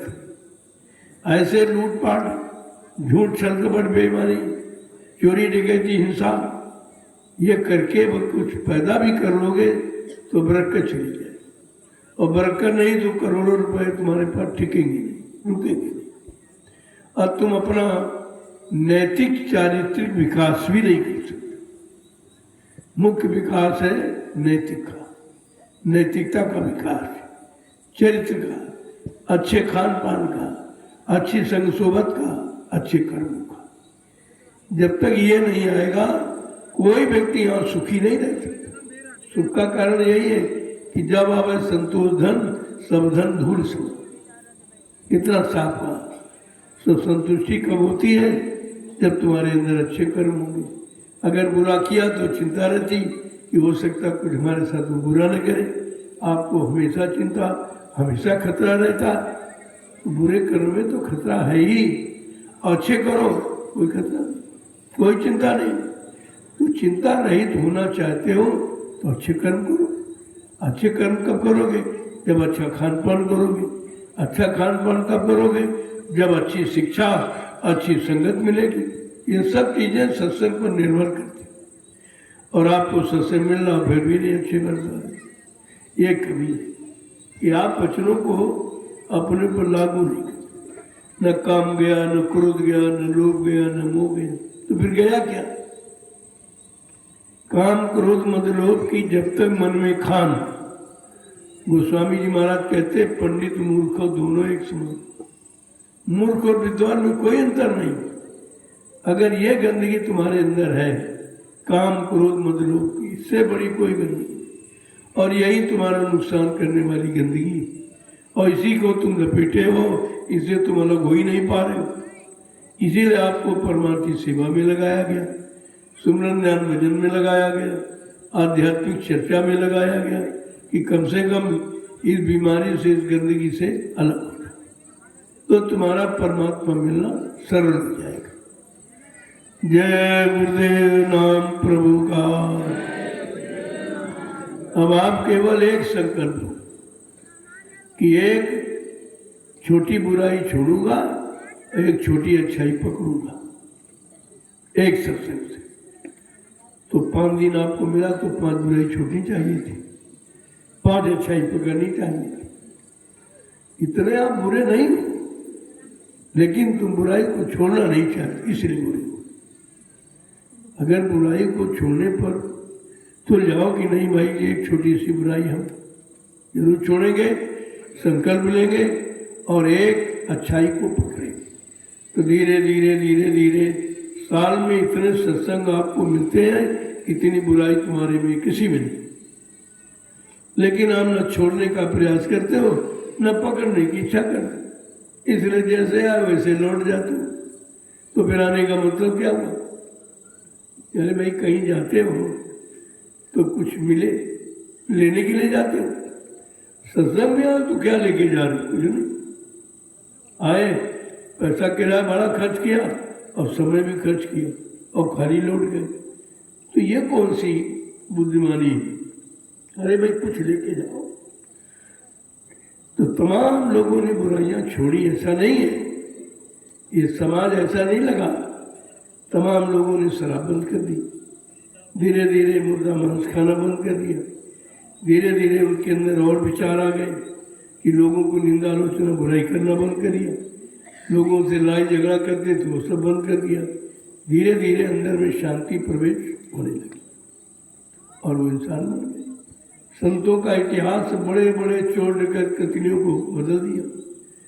वाल्मीकि जैसा कुख्यात डकैत कोई नहीं था। रात दिन राजनी करना, लूटना, पाटना, मारना, पीटना एक काम था। लेकिन जब सत्संग मिलता है, बड़े बड़े जालिम बदल जाते हैं। अब साधु महात्माओं को जिसे बदलना होता है, तो जिस रास्ते में ये लगते थे लूटने के लिए, उसी रास्ते से 2 साधु निकले। अब वो ज्ञान देने के लिए खुद पहुंच गए। देखो, वो इंतजार नहीं करते कोई हमको बुलाए, कोई हमको सम्मान दे, हमारा स्वागत करे, कोई हमको रुपया पैसा दे, ऐसा। वो परमारथ के कारण साधु धर्म से। अब वो साधु पहुंचे तो वाल्मीकि ने देखा, अरे भाई तुम कौन हो? कहते हम साधु हैं। कहा जो सामान हो रख दो। कहा भाई मेरे पास तो कुछ है नहीं। हर का जो रख दो। अब उनके पास लंगोटी और कमंडल था, कुछ था ही नहीं, तो उसको रखवा लिया। तो साधु ने कहा कि एक बात पूछे। कहा पूछो। कहा जो ये तुम काम करते हो किसके लिए करते हो? कहा वाह, दुनिया बने बाल बच्चों के लिए करते हैं, हम भी करते हैं। कहा ठीक है, लेकिन परिवार वालों से पूछ के आओ कि जो हम पाप कर्म करते हैं इसमें भी तुम हिस्सा लोगे कि केवल लूटपाट लाते हैं तो खाने में हिस्सा है? कहा अच्छा, जिससे तुम भाग जाओ? कहा नहीं भागूंगा। तो साधुओं को पेड़ में बांध दिया रस्सी से और घर पूछने गए। तो घर वालों ने देखा कि आज कोई लाए नहीं। वो तो कहा लाए कि आज कोई मिले नहीं। 2 साधु मिले थे, उनके पास कमंडल लंगोटी थी। तो कहा फिर आए कैसे? कल उन्होंने कहा कि अपने घर जाओ और इन लोगों परिवार वालों से पूछो कि भाई हम जो लूट पाट करके लाते हैं, इस सामान को खाने पीने खर्च करने में ही आपका हिस्सा है कि हमारे पाप करने में भी हिस्सा दोगे? तो घर वालों ने कहा भाई हमें तुम्हारे पाप से क्या लेना है, तुम करो अपना भोगो। फिर भी नहीं मुझे समझ में आया। इतना कहने पर भी समझ नहीं आया। लौट के आए, कहा क्या काम? कल परिवार वालों ने कहा भाई हमको तुम्हारे लूट कोई पाप कर्म से क्या लेना है, हम पाप में वो हिस्सा नहीं, वो अपना तुम भोगो, हम तो जो सामान ले आते हैं हम उसको इस्तेमाल कर सकते। बस उन्होंने वहीं से सत्संग शुरू कर दिया। धीरे धीरे धीरे धीरे कैसा बुद्धि में विकास भेजते हैं, कैसी प्रेरणा देते हैं। वही वाल्मीकि जो कुख्यात डकैत था, ब्रह्म ज्ञानी। ये भारत में महात्माओं का विज्ञान है। बड़े बड़े चोर डकैत कचनियों को साधु बना देते। वाल्मीकि जैसा कुख्यात डकैत कहते उल्टा नाम जपत जग जाना, वाल्मीकि वह ब्रह्म सो, ब्रह्म के समान बना दिया। इंसान नहीं, भगवान नहीं, ब्रह्म बना दिया, वह भगवान से भी बड़ा। ये है संत विज्ञान, साधुओं का विज्ञान, महात्माओं का विज्ञान, भारत का। ये भारत देश के अलावा कहीं नहीं। और आपको अवसर मिला है, आपको शक्ति मिली, लेकिन उस शक्ति की भक्ति नहीं आप करते। भक्ति कहते हैं आदेश पालन को, हुक्म पालन को, वचनों को मानने को भक्ति कहते हैं। तो ये सब चीजें समय तो आपको मिला, लेकिन समय का आप प्रयोग नहीं करते। रोज सुनाया जाता, रोज समझाया जाता, आए चले गए, फिर आए फिर चले गए, इससे तो जीवन आने जाने में जा ही रहा। ये जन्म मरण का चक्कर भी तो आना जाना ही है, ये तो बहुत पुराना है। अगर सत्संग में आकर भी आते जाते रहे तो फिर सत्संग आने का मतलब क्या? फिर सदगुरु के इस शरण में आने का मतलब क्या हुआ? फिर उनसे नामदान लेने का मतलब क्या हुआ? अगर जीवात्मा को नहीं जगा पाए, कहने का मतलब ये है जो चीज मिली है उसको संभाल के। एक तो कोई देगा नहीं आपको, जो सुनाने वाले खाली कितनी दक्षिणा लेते। जिन्होंने सीताराम को देखा नहीं है, न राधे श्याम को देखा, न हनुमान शंकर किसी को नहीं देखा, वो सुनाते हैं, सुनाने में आपका खर्चा कराते, दक्षिणा लेते, सुनाने का, मिलाने का नहीं, सुनाने का। और जो तुमको मिलाने की बात कर रहा वो तो दक्षिणा भी नहीं लेता है। आखिरकार कब समझेंगे आप, कब जागेंगे, कब होश में आएंगे? तो समय मिला है, इसका सदुपयोग कर लो। ये भी समय तुम्हारे यहाँ से निकला जा रहा, ये रोज जा रहा। आज कल, सुबह दोपहर शाम कहते कहते पूरा जीवन जा रहा, और चला जाएगा, एक दिन खत्म हो जाएगा। फिर आपको दोबारा वो देगा नहीं, कहेगा तुमने तो वादा किया था कि अब प्रभु कृपा करो ये भांति, और सब तक भजन कर दिन राती, हमारे पर कृपा दया कर दो, हमको मानो मनुष्य मंदिर दे दो, हम जाकर के अपनी जीवात्मा का कल्याण कर लेंगे। ये वादा करके हम आप सब लोग आए माँ के गर्भ में, ये वादा हम सब ने किया। और उसने बताया भी कि ये तुम्हारे जितने भी काम हैं ये कोई नहीं करेगा, प्रभु की कृपा भयो सब काजू, और जन्म हमार सफल भयो आजू। जब प्रभु की कृपा होगी तब ये मानव जीवन सफल होगा। आज प्रभु की कृपा है, अभी तक तीनों युगों में प्रभु की कृपा नहीं मिली। हरि नाम की और राम नाम की, कृष्ण नाम की, और उनमें ये शक्ति नहीं थी कि आपकी जीवात्मा का कल्याण कर देते या तुम्हारे पाप कर्मों में माफी दिला लेते। ये शक्ति उनमें नहीं थी, ये अधिकार उनको नहीं मिला था। वो बीच के लोग से शक्तियाँ आई थी, और बीच के लोग तब आपको पहुँचा सकती, लेकिन तुम्हारा तो घर सत्यलोक है, सबसे ऊपर है, उसके ऊपर अलग अगम अनाम लोग हैं, वहाँ की रहने वाली जीवात्मा। जब तक उस घर से कोई इस घर में नहीं आएगा तब तक जीवात्मा का कल्याण नहीं होगा। आज वो भी अवसर आपको मिल गया, युक्ति भी मिल गई, कोई खर्चा नहीं मांगा गया। अगर फिर भी नहीं कर पाए तो तुम्हारे जैसा भी दुर्भाग्यशाली व्यक्ति कोई नहीं होगा। इस बात को आपको समझना चाहिए। जय गुरुदेव नाम प्रभु का। अब देखो आपका अभियान भी पूरा हो गया, और आपकी थकावट दूर हो गई, और आपको खुराक मिल गई। ये आत्मा की खुराक है सत्संग। शरीर खुराक तो रोटी साथ देती है, लेकिन आत्मा की खुराक सत्संग है। जैसे रोज शरीर को खुराक चाहिए, ऐसे आत्मा को भी रोज खुराक चाहिए। आत्मा की खुराक आपने कभी नहीं दी, इसी बेचारी कमजोर हो गई। वो कमजोर इसीलिए है, और मन की खुराक देते रहे भोगों को तो वो तंदुरुस्त है, और वो मतलब है न किसी की सुनता है न किसी की मानता है, इस तरीके से आवारा हो गया। और जीवात्मा की खुराक तो आपने कभी दी नहीं, किसी ने बताया नहीं आपको कि जीवात्मा की खुराक क्या है। और जीवात्मा शरीर को चला रही, उसकी खुराक आपने दी नहीं। जो तुम्हारे शरीर को चला रही है उसकी तो उसको तो कभी आपने भोजन ही नहीं दिया, वो बेचारी व्रत कर रही है। और जो तुम्हारे शरीर को खराब कर रहा, कमजोर कर रहा, सांसों की पूंजी को बर्बाद कर रहा भोगों में, उस मन की खुराकें आप पूरी करते, उसकी मुरादें पूरी करते, जो सोच रहा वही दे देते, जो मांग रहा वही खिला देते।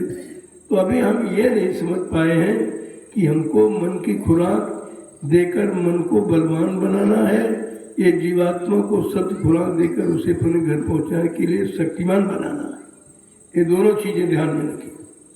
जब दोनों चीजें समझ जाओगे कि मन की खुराक देकर तो उसने बिगाड़ दिया, सब कमजोर कर दिया, एकदम बुढ़े हो गया। जब शक्ति खत्म हुई तभी तो बुढ़ापा आया। बूढ़ा आपा, आपा माने घमंड, बूढ़ा माने डूब गया।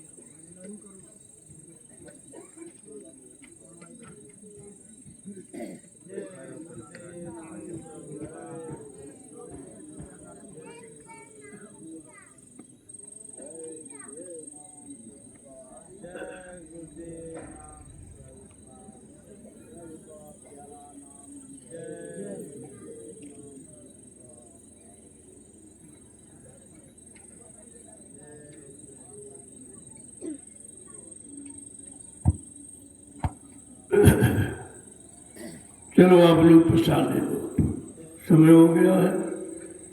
आप दिन भर सेवा कर रहे थे, अब भोजन का भी समय है। शरीर से काम लिया, शरीर की खुराक देना जरूरी है, लेकिन साथ साथ में आत्मा की खुराक के बारे में सोचा करो। वो जो सुबह शाम कहा गया है 1-1 घंटे, वो आत्मा की खुराक का साधन है।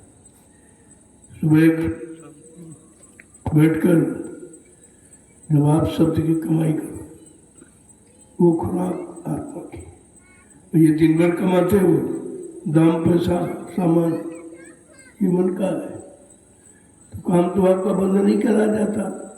कहा भाई 8 घंटे दाम की कमाई कर लो और 1 घंटे सुबह 1 घंटे शाम को नाम की कमाई कर लो। दाम की तुम्हारी कमाई यही रह जाएगी, यही सब लोग छीन लेंगे, तुमको ले जाने नहीं देंगे, लेकिन नाम की कमाई तुम्हारी साथ जाएगी, उसे कोई छीन ही नहीं सकता।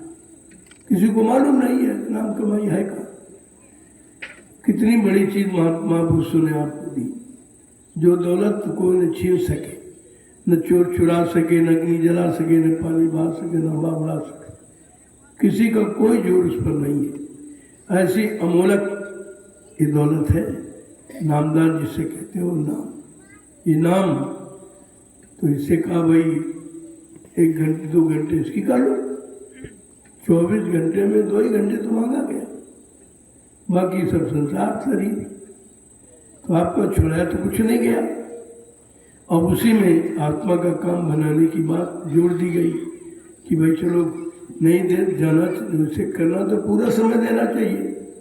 पूरा तो नहीं आप दे पाओगे, क्योंकि रोटी तो चाहिए आपको, बगैर भोजन के आप शरीर नहीं रह सकता।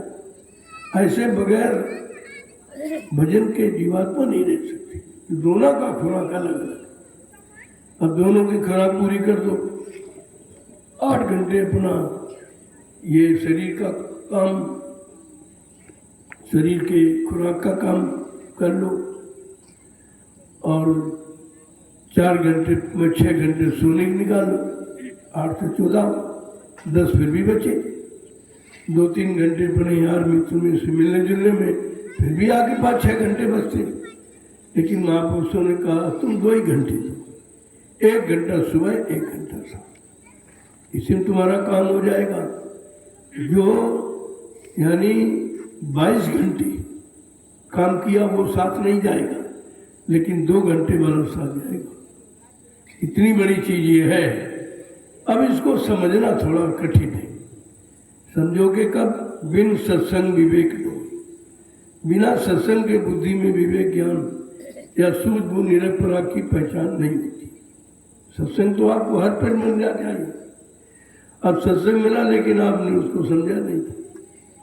फिर भी महापुरुष दया करके कहते चलो भाई अज्ञानी जीवन धीरे धीरे समझ जाएगा, तो वो बताना समझाना बंद नहीं करते, वो अपना काम करते ही रहते।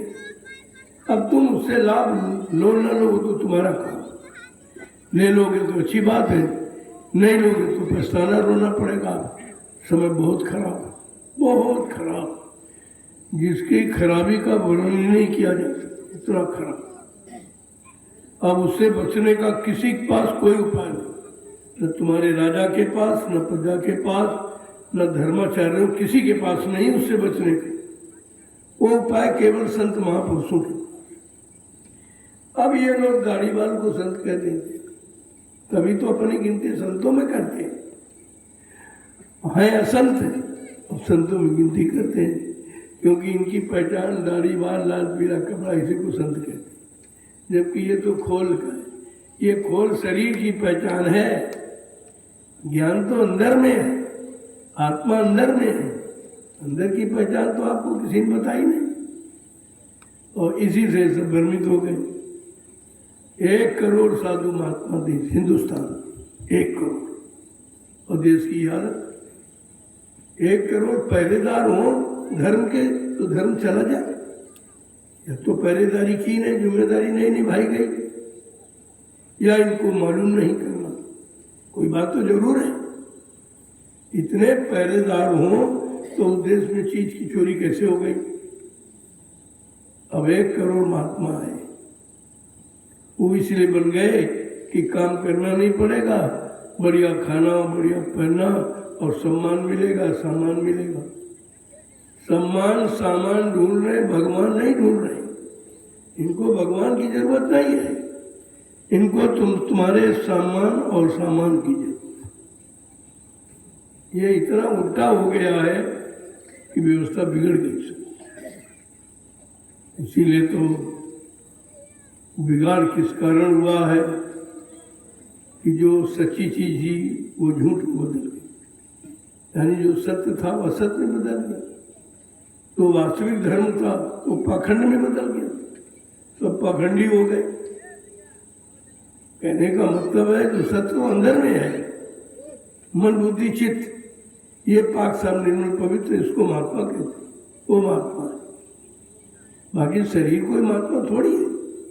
इन्होंने शरीर से महात्मा का दाढ़ी रखाओ, लाल पीला कपड़ा पहन लो, और चंदन मंदन छापा तिलक जनेऊ लगा लो, महात्मा तो बन गए महात्मा। अरे महात्मा बना नहीं जाता, महात्मा महान आत्मा तो अंदर में ही है, वो कोई बना नहीं सकता उसको, न उसे कोई नष्ट कर सकता। वो तो महान आत्मा है, आत्मा को महान बनाना वो महात्मा है। ये शरीर को सजाते रहते दिन भर और कहते महात्मा, और सब विचार इसी में ज्ञानी ध्यानी फंस गए। अब ज्ञानी भी तो वही ज्ञान उनके पास है जड़ का, चेतन ज्ञान तो है नहीं जो समझ जाते। तो इसलिए थोड़ा थोड़ा समझो, एक बार की तो सब भूलते जाते तुम, हम इधर बताते उधर पीछे साफ होता जाता, कोई मतलब तो है नहीं। इसलिए मैंने इन चीज़ों से अनुभव किया कि भाई जब 60 साल मथुरा में सुना गया तो आपके पास कुछ नहीं, तो जब कुछ नहीं तो आप कहाँ से बचेगा। तो इसलिए थोड़ा थोड़ा जितनी शक्ति सामर्थ्य है, जितनी बुद्धि में विवेक पकड़ है, और जितना तुम्हारे अंदर संयम है, उसके अनुसार चीज दी जाए तो तुम रख लो। बहुत थोड़ा संदेश, इसलिए मैं बहुत थोड़ी थोड़ी देर बोलता रहा, लेकिन कह सब दिया, इशारे में सब कुछ कह दिया। अब इशारा समझदार के लिए होता है, आप सब ना समझदार हो, इशारा कहाँ समझ पाते। जय गुरुदेव नाम प्रभु का। अब आपकी सेवा पूरी हो गई, अब बंद कर दीजिए और आइए माँ प्रसाद लीजिए। जरा खड़े हो जाओ आप लोग, तो खड़े हो जाओ। देखो जब कभी इस तरह का संकेत किया जाए, खड़े होने का मतलब ये नहीं शरीर से खड़े, सिर तो रोज ही खड़े रहते, दिन में खड़े रहते। अब तुमको सच्चे ईमानदार चरित्रवान बनकर खड़ा होना है। क्यों? एक अच्छे सच्चे समाज की स्थापना के लिए ये खड़ा है, मैं इसके लिए खड़ा कर दूंगी। और बैठो तो भजन पूजन के लिए बैठो, झुको वहाँ जहाँ कुछ मिले। लेकिन तुम कहाँ झुकते हो? कभी पत्थर के आगे, कभी कागज के अंदर के आगे, कहीं तीरथ, कहीं मूर्त, जहाँ कोई न बोलने वाला न कोई देने वाला। मतलब ये इतनी तक पहचान तुम्हें नहीं हो पाई कि हम जिंदे से मांग रहे हैं कि मुर्दे से मांग रहे हैं। क्या मुर्दा मांग रहे हैं, खुद दे देगा? नहीं समझ पाए। अब सब उसे ज्ञानी ध्यानी तो उसी पर से एक नहीं। जग अंधा पुण्य अंधा, ताते मच गई अदा धुंधा। अदा धुंध, संसार बिल अंधा। वो ज्ञान की आंख नहीं खुली, ज्ञान का कान नहीं खुला, बहरा है। बुद्धि में विवेक ज्ञान नहीं तो बुद्धिहीन है, संयम नियम नहीं तो चरित्रहीन है। ये सब क्यों हुआ? ये कमी के कारण। अब आप लोग धीरे धीरे बड़ी शांति के साथ, आप देखो एक समाज की मर्यादा है, जो एक स्त्री पुरुष का संबंध बनाया गया, उसकी मर्यादा रखो तो खुशहाल रहोगे। आज मर्यादा खत्म हुई, सब परेशान है, सब दुखी। तो अब आके माँ प्रसाद जो मिल जाए उसी प्रसाद से। वैसे मुख्य प्रसाद तो ये लाई है, ये लड्डू वड्डू तो आपको देना हो इसीलिए कि बच्चों को देना, या कोई लोग सेवा ले आते हैं, 2-2 3-3 लोगों को सेवा ले आते हैं, उनको दे दिया जाता, भाई बड़ी सेवा लाए हो तो उनको ये पहुंचा देना, इसीलिए। लेकिन असली प्रसाद है ये, जो बराबर बिल्कुल सबको दिया। इसमें कोई गरीब अमीर छोटा बड़ा शामिल नहीं है। वो लाई जो है उसमें जो मिला हुआ वो बराबर आपको दिया। तो ये लड्डू फड्डू कोई मेहनत ज़्यादा कर रहा, चलो बस खुश हो जाए, उसको ज़्यादा दे दिया गया। या कुछ लोग दूसरों की सेवा ले आते हैं तो उनको बढ़ा दे दिया जाता कि भाई उसकी सेवा ले आए हो तो ये उसको पहुंचा देना। अब वो प्रसाद तो जाता, प्रसाद जो लेगा तब समझेगा, तुम लेके जाओ तो प्रसाद थोड़ी मानेगा। इसीलिए लड्डू दे दिया जाता कि भाई उसको दे देना, जब खाएगा तो जान जाएगी हमारी सेवा पहुंच गई। बस कभी इस तरह की जिद हट मत किया, शंका मत किया। जो तुमको दिया जाएगा वो समान रूप से दिए, उसमें कोई किसी तरह की मतभेद नहीं रखते हम। लेकिन अब ये तो ऐसी चीज़ है कि कोई आया, 2 लोग सेवा ले आ रहा, कोई 3 लोगों के लिए आया, तो भाई जब सेवा लाया तो उसको दे दीजिए, तो भला उनको देगा कि भाई तुम्हारी सेवा हमने पहुंचा दी और ये आपके लिए दिया गया। अब प्रसाद देते तो जानता नहीं, लड्डू जान जाएगा कि हाँ भाई हमारी सेवा पहुंची। ये है, बाकी असली प्रसाद यही है लाई। ये कभी खराब नहीं होगी, रख लो घर में, और लड्डू 2-4 दिन में खराब हो जाए। प्रसाद खराब नहीं होता, प्रसाद की पहचान है, और ये खराब हो जाती है प्रसाद नहीं है। यही तो बार बार आपसे कहता हूँ। जय गुरुदेव नाम प्रभु का। सब लोग जोर से बोलो, बोलना होगा, अभी से बोलो, दुख दर्द हरेंगे, सब कष्ट मिटेंगे, सुख शांति भी देंगे, सबके दाता, सबके मालिक। देखो सबके मालिक, ये नहीं कि हिंदू मुसलमान हो, ऐसा कुछ नहीं। यहाँ संत मत में जाति पाति छोटा बड़ा गरीब नहीं, सबके, और सबकी मदद मिलेगी। ऐसा सत्य समय से लाया गया, ऐसा नाम लाया गया प्रभु का जो कोई मतभेद नहीं है। उसमें नहीं कि हिंदुओं का अलग मुसलमानों का अलग। अब ये है जैसे नाम किसी का नाम चल लेते, किसी सीताराम, बात एक ही है। ऐसे कोई खुदा कह रहा, कोई घाट कह रहा, कोई ईश्वर कह रहा, लेकिन इन सब का निचोड़ है प्रभु। यही असली नाम। उस प्रभु के तमाम नाम लोगों ने रख लिए, असली नाम प्रभु। वो आपको मिल गया, अब आपका काम हो जाएगा। यही बात तो आपको समझनी चाहिए थी।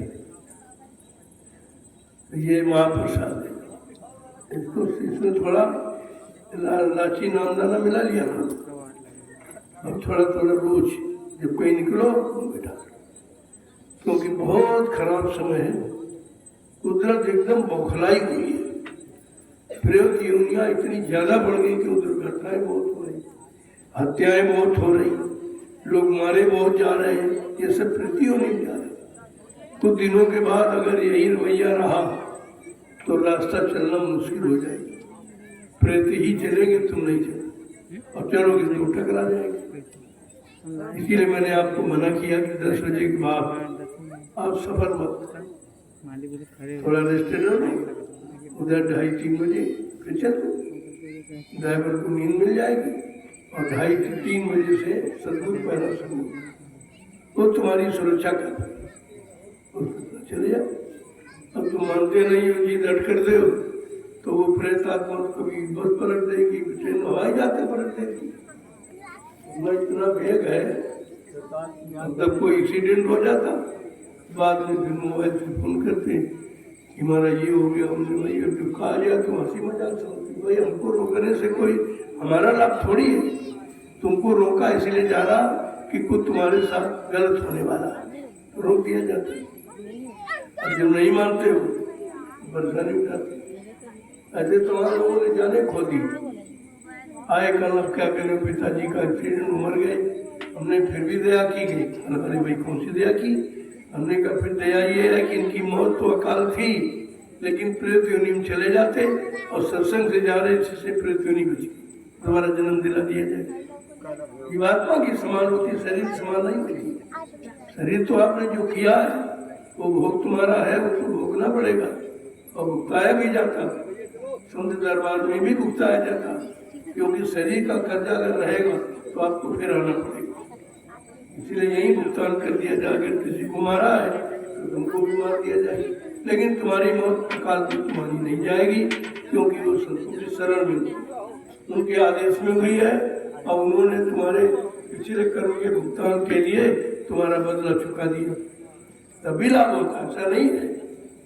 अब इस रात को लोग समझते नहीं, जानते नहीं, वो क्या समझे समंदर में रात क्या जो लोग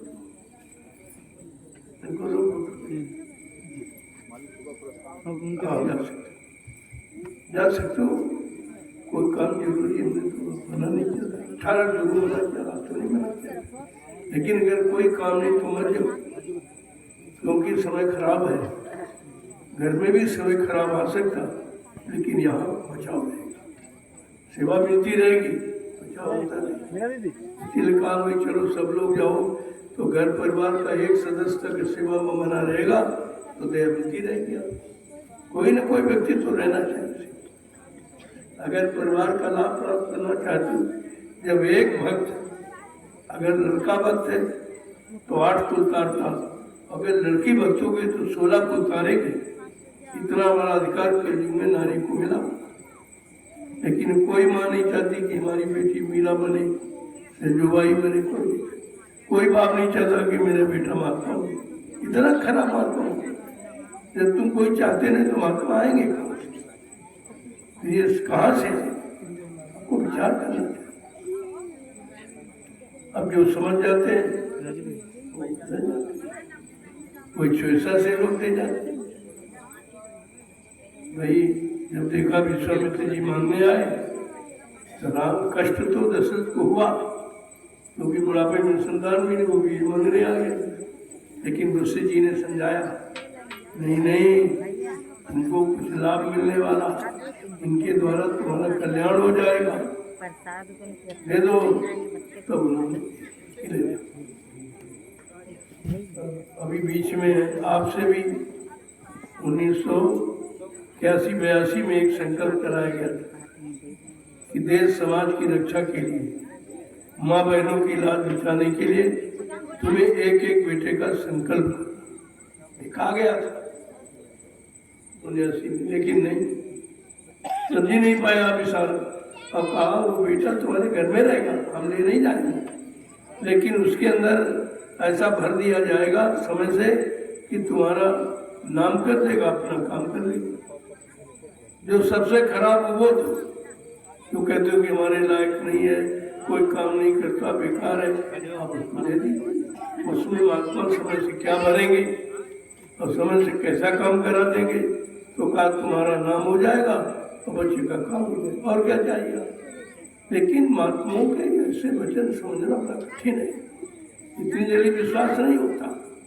मोह ममता के घेरे में फंसकर आप विश्वास नहीं करते, और अगर कहे कि नहीं देंगे बेटा और 2 दिन बाद खत्म हो गए, तब क्या करोगे? तब क्या करोगे? अगर महात्मा का संकल्प होता तो जाता, कम से काम भी हो जाता। और वो जाना था इसीलिए उन्होंने मांगा था, भाई दे दो तो ये बच जाए, इससे कुछ काम ले लिया जाएगा। लेकिन इतने गूढ़ राज रहस्य वचनों को समझना बड़ा मुश्किल है। इसीलिए कहा कि बहुर काल करिए सत्संगा तब हुए संशय सुनो। जब बहुत समय तक सत्संग करोगे, सुनो सुनाओ पढ़ो पढ़ाओ नहीं करोगे, तब तुम्हारी समझ में आएगा सारी शंकाओं का समाधान। कितनी बड़ी चीज है ये। तो जानकारी आपको सत्संग के माध्यम से रोज ही दी जाती है। अब आप ले पा रहे हो कि नहीं ले पा रहे हो, रख पा रहे हो कि नहीं रख पा रहे हो, अपने जीवन में उतार पा रहे हो कि नहीं उतार पा रहे हो। क्योंकि भक्ति करना आसान नहीं है, खाने की धारा बड़ा कठिन है।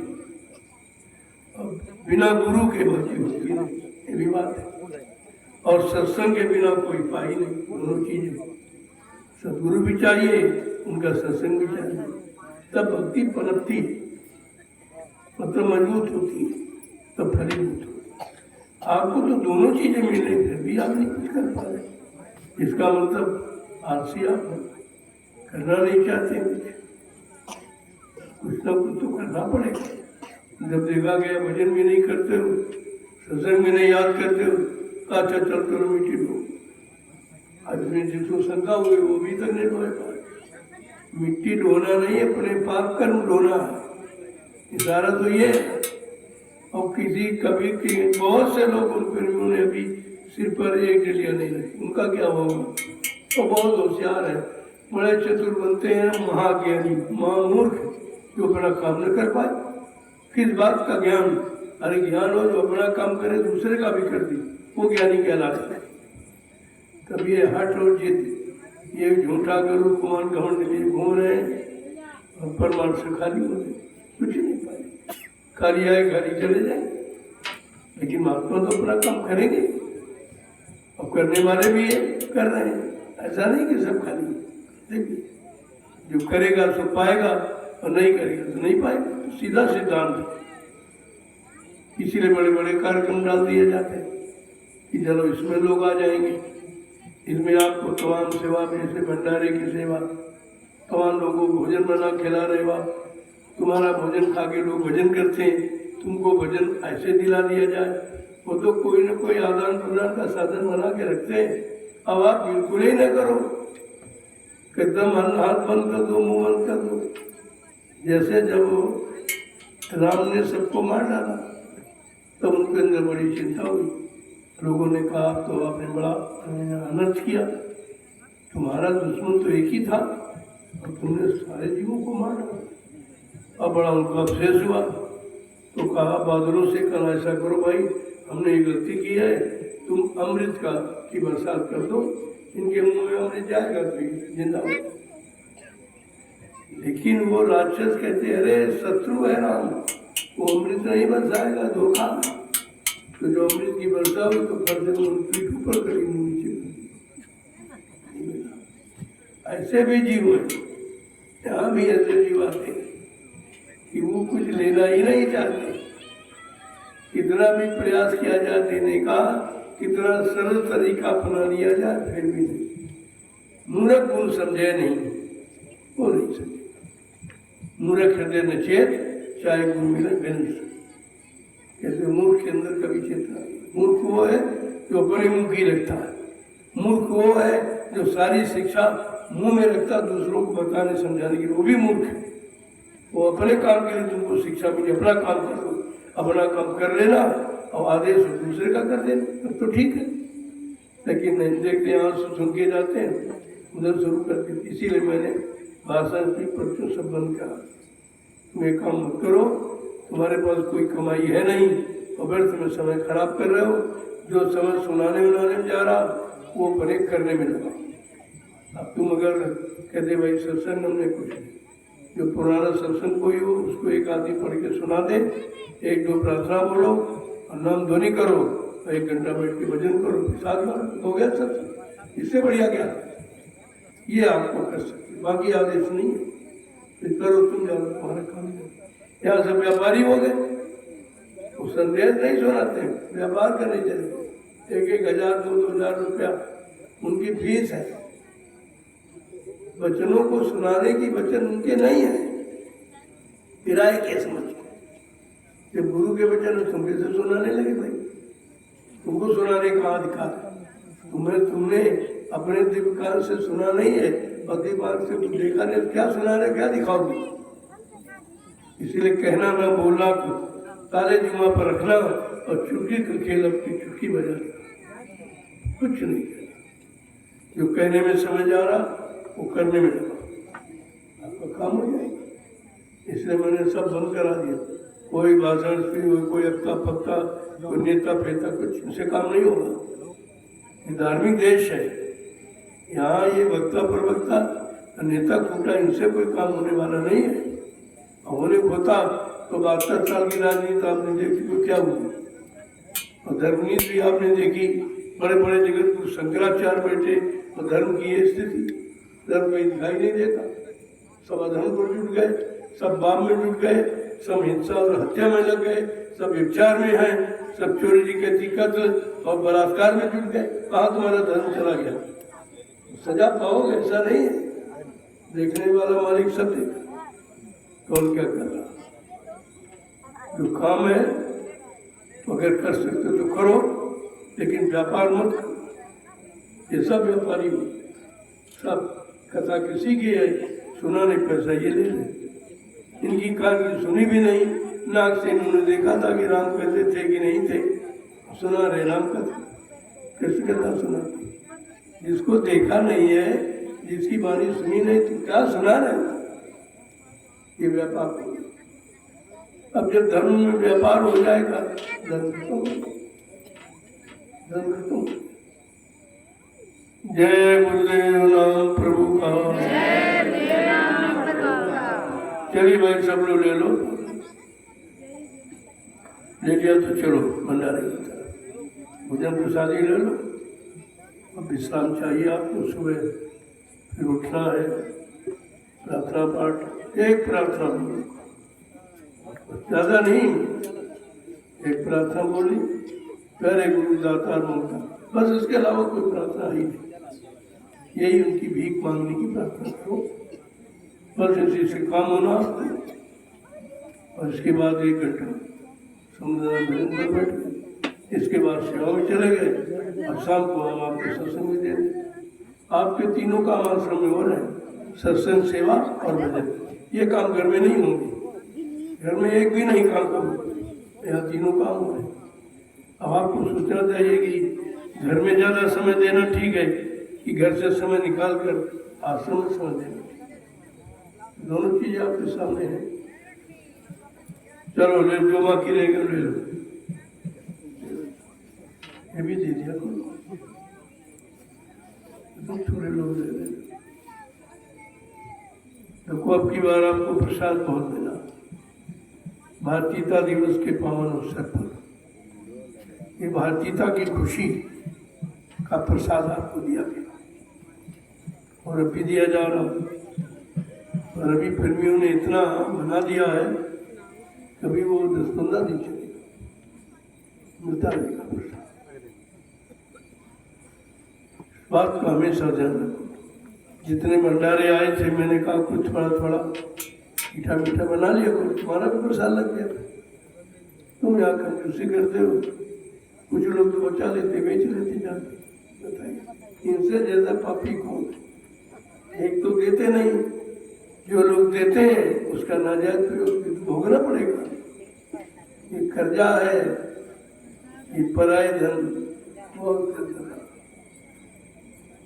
इसीलिए कहा गया पराये धन के बड़े बड़े दान भजन करे तुम बड़े, नहीं तो पराया खराब है।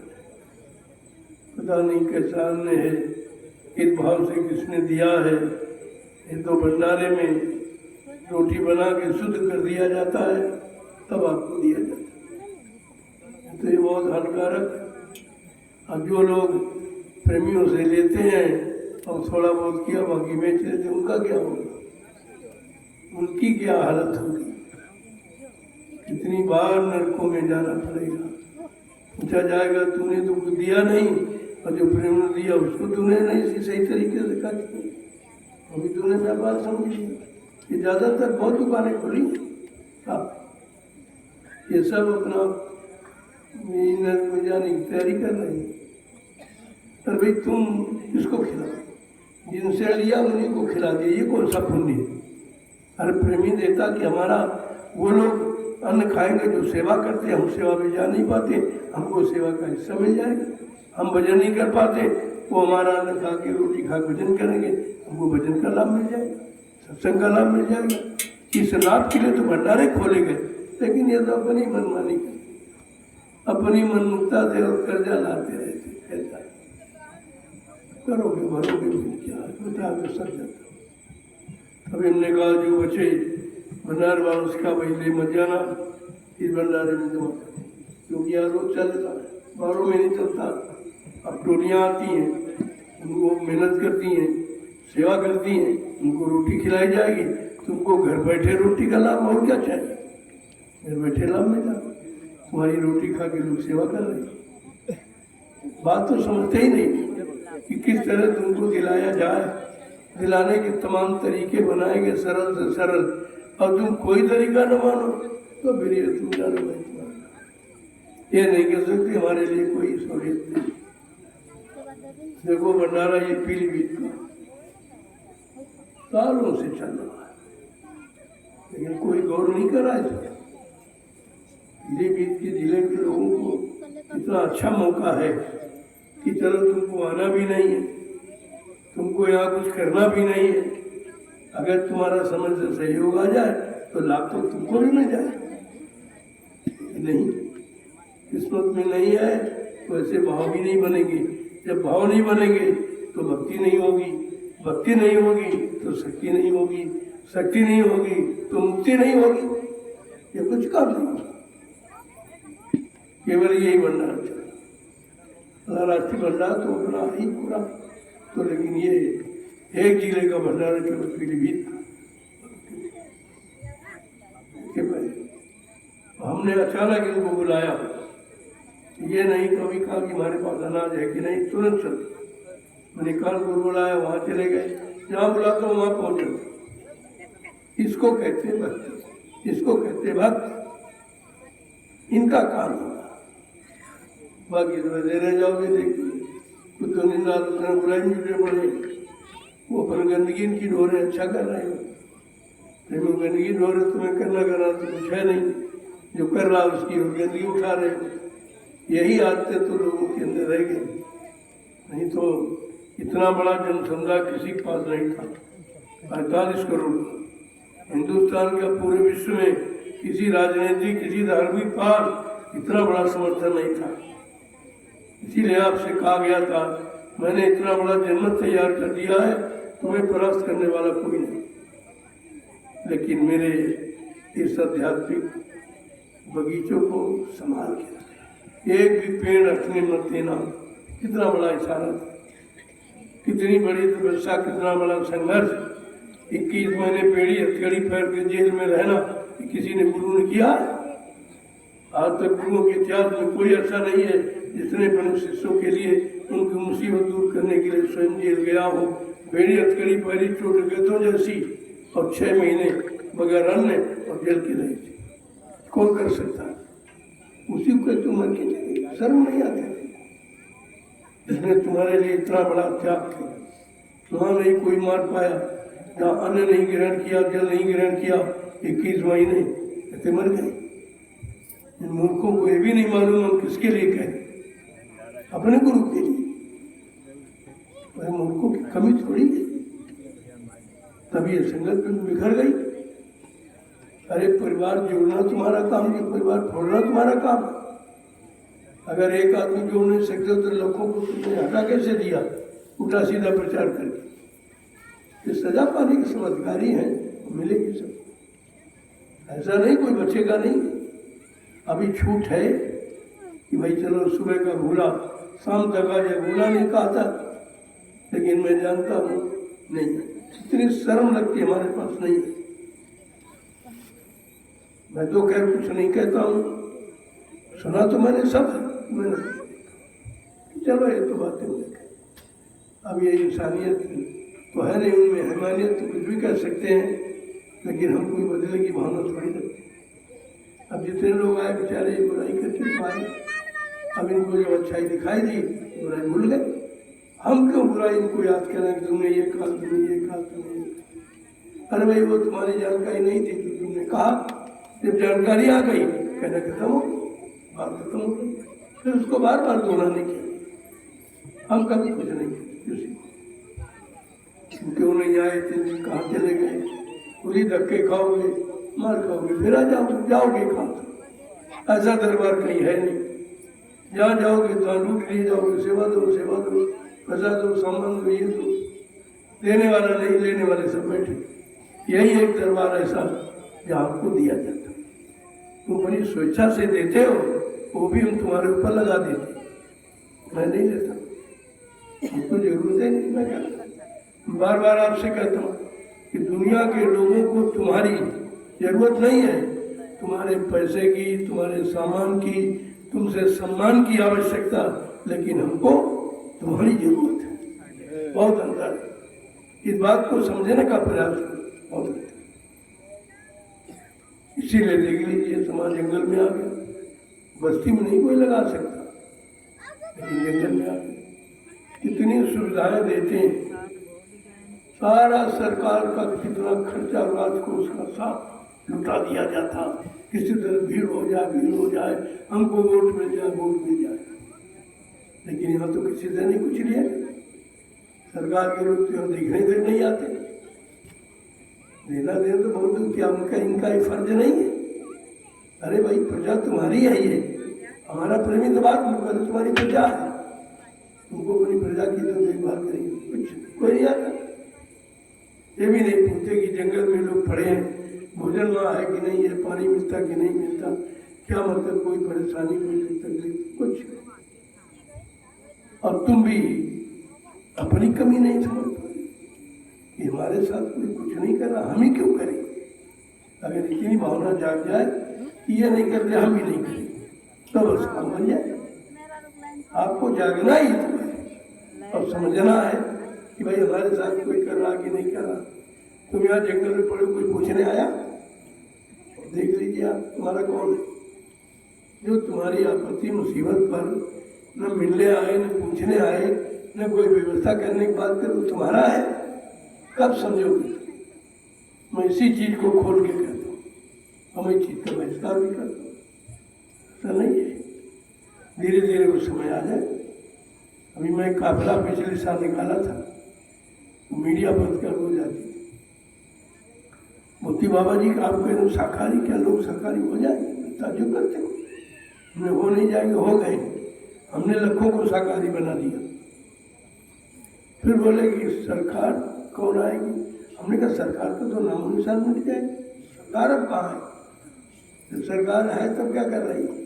और 72 साल की सरकारें तो बना रहे हो, सरकार ने कुछ तुम्हारे लिए बनाया? कुछ चला गया चुपचाप। सत्य बात कहना कि सुनना भी नहीं पसंद है, कहने की तो हिम्मत है ही नहीं, लेकिन सुनना भी नहीं पसंद है, तो हमको इनको सुनाना भी नहीं है। हमको तो ये देशवासियों को बताना सुनाना, ताकि ये न कहे कि कोई कहने वाला था ही नहीं। महात्मा विदुर ने इस्तीफा इसीलिए दिया था कि लोग ये न कहें कि अधर्म हो रहा था, पाप हो रहा था, अत्याचार, किसी ने कुछ कहा ही नहीं। तो महात्मा विदुर की जब नहीं सुनी, उन्होंने त्याग पत्र दिया, महामंत्री पद से इस्तीफा दे। यहाँ कोई मंत्री इस्तीफा दे रहा, उसी घुसे घूम रहे सब, उसी के हाँ में हाँ मिला रहे। ये राजा का सहयोग नहीं है, तुम राजा को नर्क में पहुंचाने के लिए सहयोग। अरे सलाह देनी चाहिए। जगत गुरु शंकराचार्य किस लिए इनको सलाह दें? जब राजा का कोई बुद्धि कुछ खराब होने लगती है, तो मतलब महात्माओं का कर्तव्य है कि अपने राजा को सही शिक्षा दें, सही रास्ते की बात बताएं। और यही काम विदुर ने किया। और उस समय भी भीष्म पितामह को द्रोणाचार्य क्या कम थे, उन्होंने नहीं सलाह दिया, बल्कि उसी सहयोग में वो भी जुट गए, वो भी मारे गए, वो भी मारे गए। ये इतिहास पुराना है, न मानने वालों का इतिहास पुराना है और मानने वालों का भी इतिहास पुराना है, लेकिन संख्या कम है। अच्छे लोगों की मानने वालों की संख्या कम है, बात बहुत कम है। लेकिन धीरे धीरे धीरे धीरे जिसके तैयार करना हो तो तैयार ही कर लेगा, उसको बनाने में देर नहीं है। जब वाल्मीकि जैसे डकैत को बदल दिया तो तुमको बदलने में कितनी देर लगी। लेकिन अभी सुझाव नीति है, अभी संभाल नीति है, अभी समझाओ नीति है।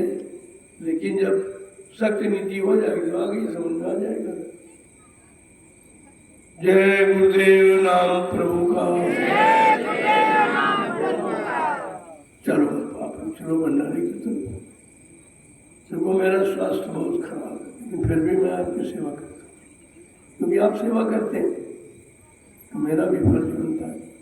कुछ नहीं करो, बैठ के देखिए आप, और कहते भाई हमारी भी एक डलिया डाल देना। एक डलिया डालोगे तो हम भी 8 घंटे पौन घंटे संदेश आपको देंगे। हम कर्जा नहीं रखेंगे एक डलिया का, हम संदेश देंगे आपको। ऐसा नहीं है, इस चीज को बराबर ध्यान में रखो, किसी को कर्जा रखो ही मत, यही बुद्धिमानी है।